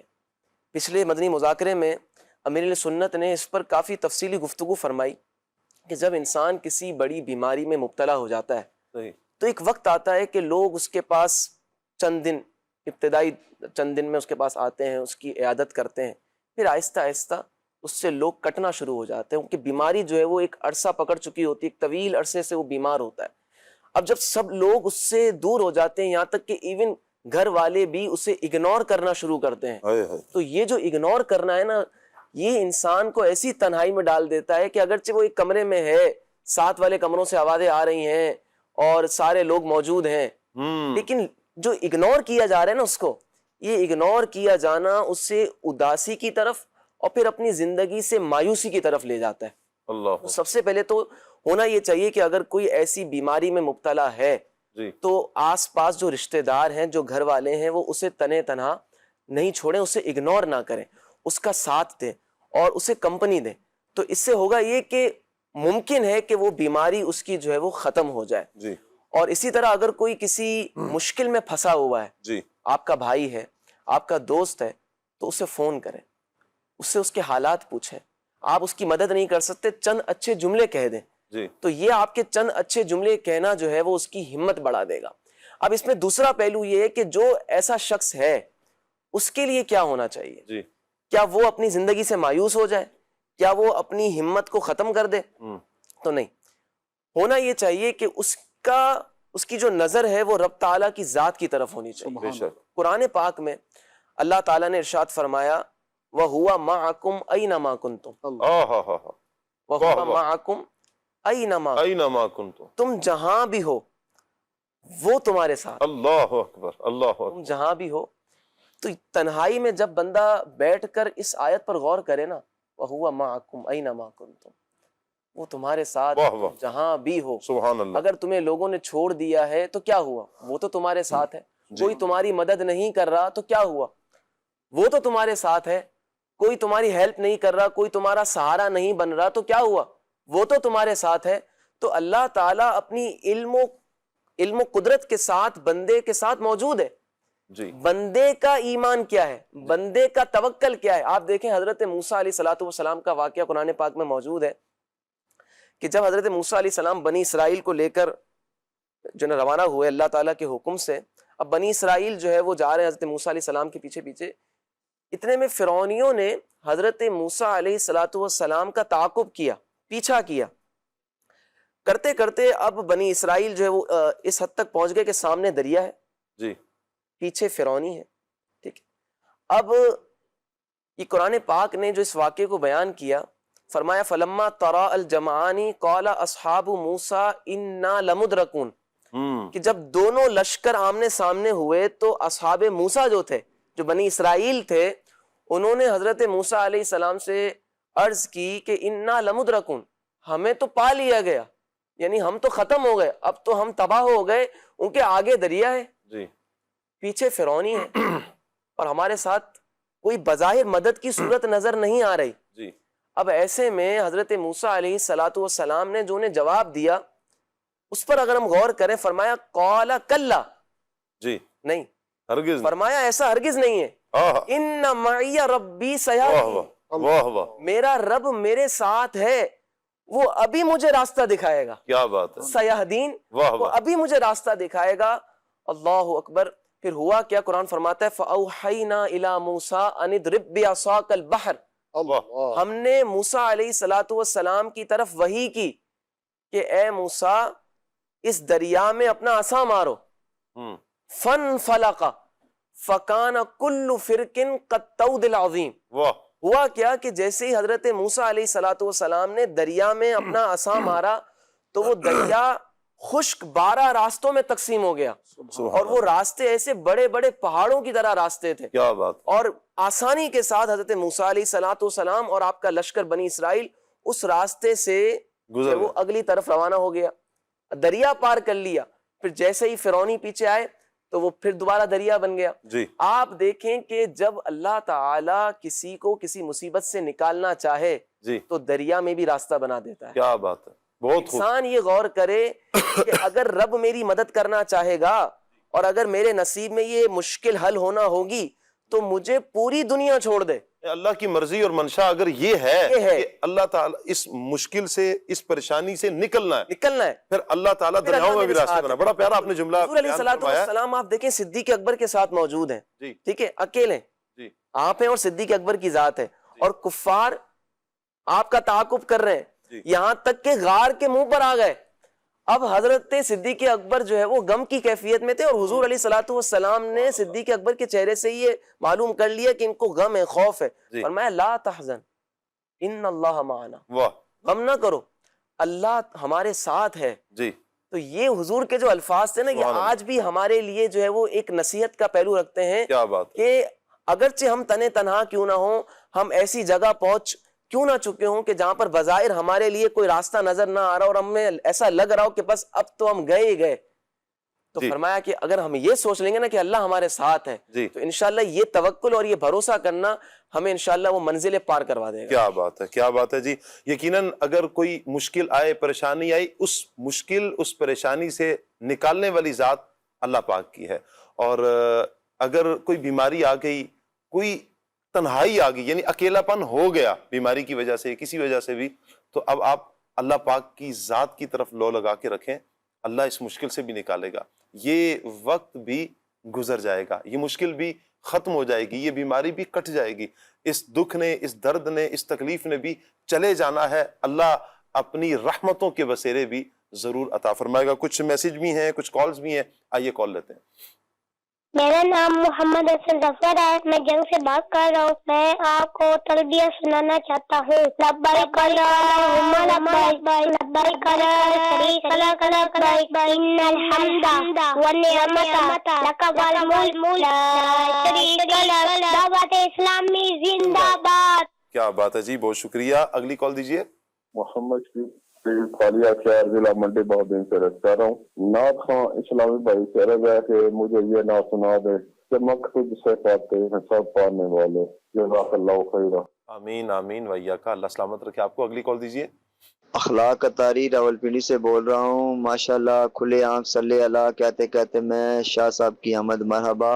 شاہ صاحب سے یہ عرض ہے کہ حج کے موضوع پر کوئی پنجابی کلام سنا دیں. جی شاہ صاحب, حج کے موضوع پر پنجابی کلام اتنے ہی آپ سنائیں گے, حج کے موضوع پر پنجابی کلام؟ چلیں جی اگلی کال لیتے ہیں. میرا نام محمد حسن ظفر ہے, میں جنگ سے بات کر رہا ہوں. آپ مجھے ایک نعت سنا دیجیے گا. ہو کرم سرکار اب تو ہو گئے غم بے شمار. بہت شکریہ. اگلی کال دیجیے. محمد ارسلان اتاری مدینہ الاولیاء ملتان شریف سے بات کر رہا ہوں. کل صلی اللہ کہتے کہتے آج کا موضوع بہت ہی پیارا ہے. نعت کا عرض ہے کہ آپ یہ والا کلام سناتے ہیں. سیدی اعلیٰ حضرت کا لکھا ہوا محمد مظہر کامل حق کے شان عزت کا. واہ سبحان اللہ. مزید کال. میرا نام محمد احمد رضا اتاری ہے, میں سرائے عالمگیر سے بات کر رہا ہوں. میری نعت ہے اسلامی بھائی سے گزارش ہے کہ یہ کلام سنا دیں. کعبہ دکھا دے مولا. کیا بات ہے آپ کی, اللہ آپ کو سلامت رکھے جی. اگلی کال دیجیے.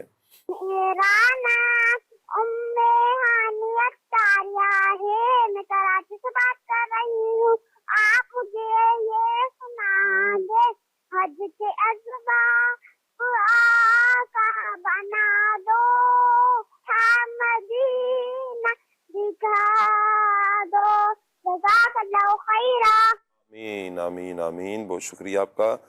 عبداللہ غفار بھائی ہیں اوکاڑا سے، کہہ رہے ہیں جی نعت خواں بھائی سے گزارش ہے کلام سنا دے حضور، ایسا کوئی انتظام ہو جائے. محمد زین العابدین بھائی ہیں کوٹلی کشمیر سے، نعت خواں بھائی سے درخواست ہے کلام سنا دیں میرا دل اور میری جان مدینے والے. محمد رمضان بھائی ہیں، کہہ رہے ہیں جی کلام سنا دیں حج کا شرف ہو پھر عطا یا رب مصطفیٰ. اچھا جی، کیسے ہیں باپو؟ اللہ پاک کا کرم ہے جی، میں خیر و عافیت سے ہوں. اچھا جی، آپ کے ہاں کہہ رہے ہیں جی بھانجی کی ولادت ہوئی ہے، اللہ تعالیٰ آپ کی بھانجی کو صحت والی، سلامتی والی، عافیت والی، نیکیوں والی درازی عمر بالخیر عطا فرمائے، اسے نیک پرہیزگار بنائے. اچھا، ایک میسج ہے میرے بھائی کو کینسر ہوا ہے، اللہ اکبر اللہ اکبر، اللہ پاک رحمت کی نظر فرمائے، اللہ آپ کے بھائی کو شفائے کاملہ عاجلہ نصیب فرمائے. تلاگنگ سے میسج ہے شاہ صاحب اللہ پاک آپ کو سلامت رکھے جی، آمین آمین. اللہ پاک کی یاد میں رونے والوں کے بارے میں کچھ ارشاد فرمائیں، تنہائی میں کس طرح اللہ پاک کو یاد کریں، انداز کیا ہو. نعت سننی ہے، دل میں ہو یاد تیری گوشہ تنہائی ہو. انشاءاللہ اس پر ہم عدنان بھائی سے گفتگو کریں گے، اللہ والوں کا انداز کیا تھا اور کس انداز میں اللہ پاک کی یاد میں رویا جائے. آصف بھائی کے مزید میسیجز ہیں، اللہ پاک سب کو سلامت رکھے. تنہائی بے شک بہت ہی پیاری تربیت اور رہنمائی ہو رہی ہے جی، مدینہ مدینہ بہت شکریہ آپ کا. دعاؤں کی درخواست ہے اللہ پاک سب کو پیارا پیارا کعبہ میٹھا میٹھا مدینہ دکھائے، آمین آمین آمین. شاہ صاحب کی طرف بڑھتے ہیں، شاہ صاحب کچھ کلام شامل کرتے ہیں اور پھر انشاءاللہ واپس آئیں گے جی. صلی اللہ تعالی علی محمد صلی اللہ علیہ وسلم. یا ربنا ارحم لنا یا ربنا ارحم لنا. الہی میں پھرتا رہوں گرد کعبہ، الہی میں پھرتا رہوں گرد کعبہ، یوں قسمت کی گردش مٹاتا رہوں میں، یوں قسمت کی گردش مٹاتا رہوں. سدا شہر مکہ آتا رہوں میں، یا ربنا ارحم لنا یا ربنا ارحم لنا. یا رب سوئے مدینہ مستانہ بن کے جاؤں، یا رب سوئے مدینہ مستانہ بن کے جاؤں. اس شمع تو جہاں کا پروانہ بن کے جاؤں. یا رب سوئے مدینہ، یا رب سوئے مدینہ مستانہ بن کے جاؤں. اس شمع تو جہاں کا پروانہ بن کے جاؤں. عالم کی آرزو کا افسانہ بن کے جاؤں، عالم کی آرزو کا افسانہ بن کے جاؤں. عالم کی آرزو کا افسانہ بن کے جاؤں، عالم کی آرزو کا افسانہ بن کے جاؤں.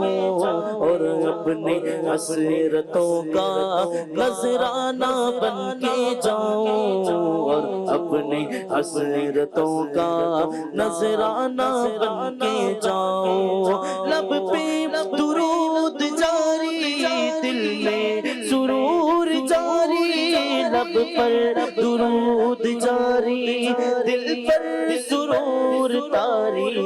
اپنی حقیقتوں کا، اپنی حقیقتوں کا افسانہ بن کے جاؤں، اپنی حقیقتوں کا افسانہ بن کے جاؤں. محمد مظہر کامل ہے حق کی شان عزت کا. محمد مظہر کامل ہے حق کی شان نظر آتا ہے اس کثرت میں کچھ انداز وحدت کا یہی ہے اصل عالم مادہ ایجاد خلقت کا یہی ہے اصل عالم مادہ ایجاد خلقت کا یہاں وحدت میں برپا ہے عجب ہنگامہ کثرت کا یہاں وحدت میں برپا ہے عجب ہنگامہ کثرت کا گدا بھی منتظر ہے خلد میں نیکوں کی دعوت کا گدا بھی منتظر ہے خلد میں نیکوں کی دعوت کا خدا دل خیر سے لائے سخی کے گھر ضیافت کا خدا دل خیر سے لائے سخی کے گھر ضیافت کا سب ماتم اٹھے خالی ہو زندہ ٹوٹی زنجیریں گناہ گاروں چلو مولا نے در کھولا ہے جنت کا گناہ گاروں چلو مولا نے در کھولا ہے جنت کا رکھی کل کے جوش حسن نے گلشن میں جا باقی چٹکتا پھر کہاں غنچہ کوئی باغ رسالت کا چٹکتا پھر کہاں غنچہ کوئی باغ رسالت کا محمد مظہر کامل ہے حق کی شان عزت کا نظر آتا ہے اس کثرت میں کچھ انداز وحدت کا میں اکیلا اور مسائل زندگی کے بے شمار میں اکیلا اور مسائل زندگی کے بے شمار آپ ہی کچھ کیجیے نا شیخ لی وقار آپ ہی کچھ کیجیے نا شیخ علی وقار جا رہا ہے قافلہ طیبہ نگر روتا ہوا جا رہا ہے قافلہ طیبہ نگر روتا ہوا میرا جاتا ہوں تنہا حبیب کردگار میں رہا جاتا ہوں تنہا حبیب کردگار ہو کرم سرکار اب تو ہو گئے غم بے شمار دل میں ہو یاد تیری گوشائے تنہائی ہو پھر تو خلوت میں عجب انجمن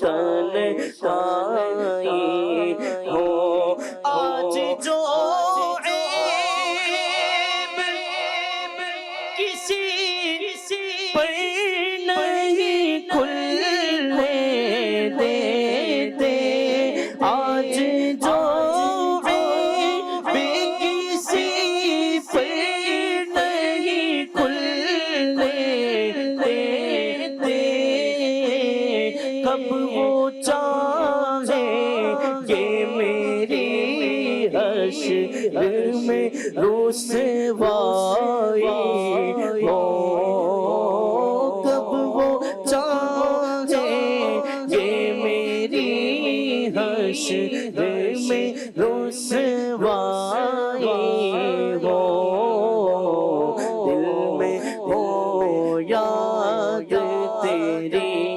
گوشائے تنہائی ہو بند جب خواب اجل سے ہو حسن کی آنکھیں اس کی نظروں میں تیرا جلوائے زیبائی ہو اس کی نظروں میں تیرا جلوائے زیبائی ہو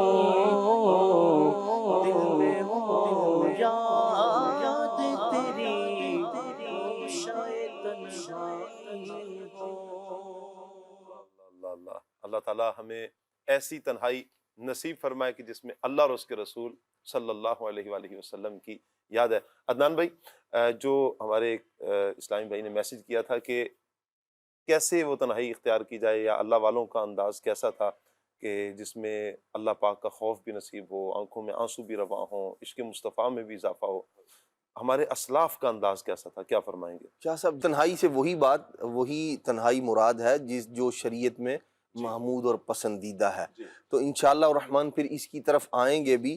دیکھیں، ہمارے معاشرے میں بہت سارے ایسے افراد ہیں جو تنہائی پسند یوں ہیں کہ آپ دیکھیں گے کہیں کونے کھانچے میں کہیں کسی محفل میں کسی مجلس میں 150 10 15 افراد موجود ہیں، لیکن ان میں سے کئی ایک ایسے ہوں گے جن کی اپنی ہی دنیا ہوتی ہے۔ اپنی دنیا سے مراد یہ ہے موبائل لے کر وہ تنہائی پسند ہے۔ اور آپ دیکھیں ایک تعداد ایسے لوگوں کی بھی ہوگی جو اپنی اسکرین پر دوسرے بندے کی نگاہ بھی برداشت نہیں کرتے۔ یہ کیا ہے؟ یہ کیسی تنہائی ہے؟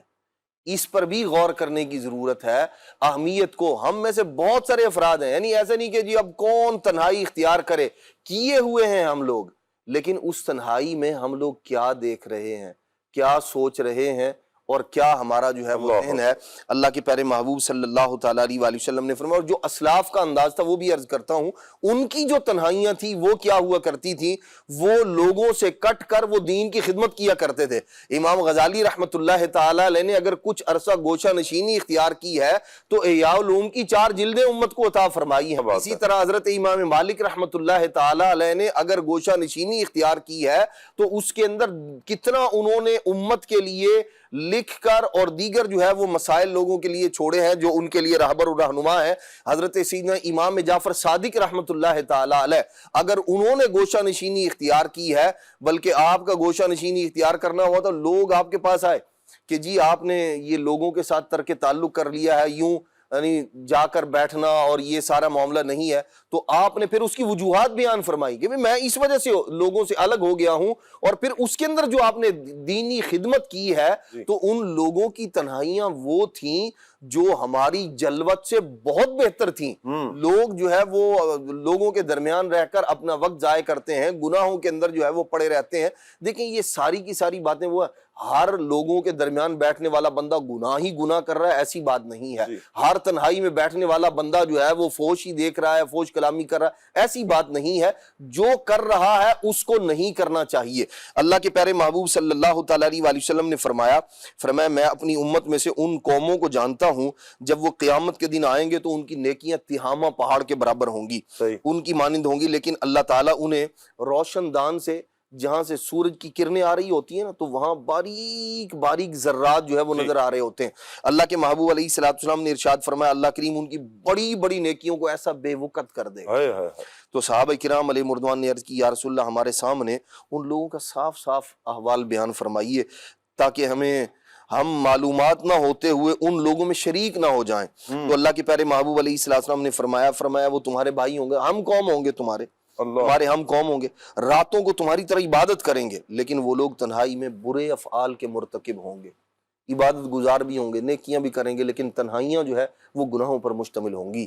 تو بہت ضرورت ہے اس بات کی، جیسے جیسے لوگوں سے کٹ کر تنہائیاں پسند ہوتے چلے جا رہے ہیں، اس تنہائی کے اندر وہ کر کیا رہے ہیں اس پر غور کرنے کی ضرورت ہے. وہ کام کیجئے جو اسلاف کا تھا، رب کو یاد کیجئے، نبی پاک علیہ الصلوۃ والسلام کی یاد ہو. یہ وہ تنہائی ہے جو بندے کو اللہ تبارک و تعالیٰ کے قریب کر دینے. کیا بات ہے. حضرت سیدنا کعب الاحبار رحمۃ اللہ تعالیٰ علیہ نے فرمایا ہے کہ جس نے ایک رات بھی اللہ کریم کی ایسے عبادت کی کہ اسے کوئی جاننے والا نہ دیکھے تو وہ گناہوں سے ایسے نکل گیا کہ جیسے اپنی رات سے نکل جاتا ہے، دن اپنی رات سے نکل جاتا ہے. اچھا، تنہائی میں کیے جانے والے اعمال کیا ہیں، کیا کر سکتے ہیں؟ تنہائی میں نیکیاں کرنی ہے. اگر کسی کی معاذ اللہ نمازیں قضا ہوئی ہیں ان کو ادا کر لیجئے، تہجد، اشراق، چاش اس کی پابندی کیجئے، تلاوت قرآن کی صورت بنا لیجئے، قرآن پاک کچھ نہ کچھ یاد کرنے کی صورت بنا لیں. اگر کوئی حافظ قرآن ہے تو اپنی منزل دہرائے، درود پاک کی کثرت کرے، نعت شریف پڑھیں، اللہ پاک کی بارگاہ میں دعائیں کریں، شب بیداری کر سکتے ہیں. جن علوم کا سیکھنا ہم پر لازم ہے، فرض ہے، وہ علم سیکھا جا سکتا ہے. خوف خدا میں اور عشق رسول میں آنسو بہائے جا سکتے ہیں. یعنی یہ تنہائی میں کیے جانے والے اعمال ہیں. غور و فکر کر کے اپنی ذات میں پائی جانے والی خامیوں کو تلاش کریں اور پھر انہیں دور کرنے کا سوچیں کہ کس انداز میں دور کی جا سکتی ہیں. اللہ تعالی ہمیں ایسی تنہائی کرنے کی اور گاہے بگاہے ایسی سوچتے رہنے کی توفیق عطا فرمائے. اللہ پاک سے دعا ہے کہ دوران سلسلہ اگر ہم سے جانے انجانے میں کوئی غلطی سرزد ہوگی، رب کریم سے معافی کے خواستگار ہیں. آمین بجاہ خاتم النبیین صلی اللہ علیہ وآلہ وسلم. سبحانک اللہم و بحمدک، اشہد ان لا الہ الا انت، استغفرک و اتوب الیک. بڑھتے ہیں صلاۃ والسلام کی طرف. کعبے کی بدرو تجا تم پہ کروڑوں درود، طیبہ کی شمس و ضحیٰ تم پہ کروڑوں درود، طیبہ کی شمس و ضحیٰ تم پہ کروڑوں درود، شافع روز جزا تم پہ کروڑوں درود، شافع روز جزا تم پہ کروڑوں درود، شافع روز جزا تم پہ کروڑوں درود، تم پہ کروڑوں درود، دافع جملہ بلا تم پہ کروڑوں درود، اور کوئی غیب کیا تم سے نہاں ہو بھلا، اور کوئی غیب کیا تم سے نہاں ہو بھلا، اور کوئی غیب کیا تم سے نہاں ہو بھلا، تم سے نہاں ہو بھلا، جب نہ خدا ہی چھپا تم پہ کروڑوں درود، کام وہ لے لیجئے تم کو جو راضی کرے، کام وہ لے لیجئے تم کو جو راضی کرے، تم کو جو راضی کرے، ٹھیک ہو نام رضا تم پہ کروڑوں درود، ٹھیک ہو نام رضا تم پہ کروڑوں درود، طیبہ کے شمس الضحیٰ تم پہ کروڑوں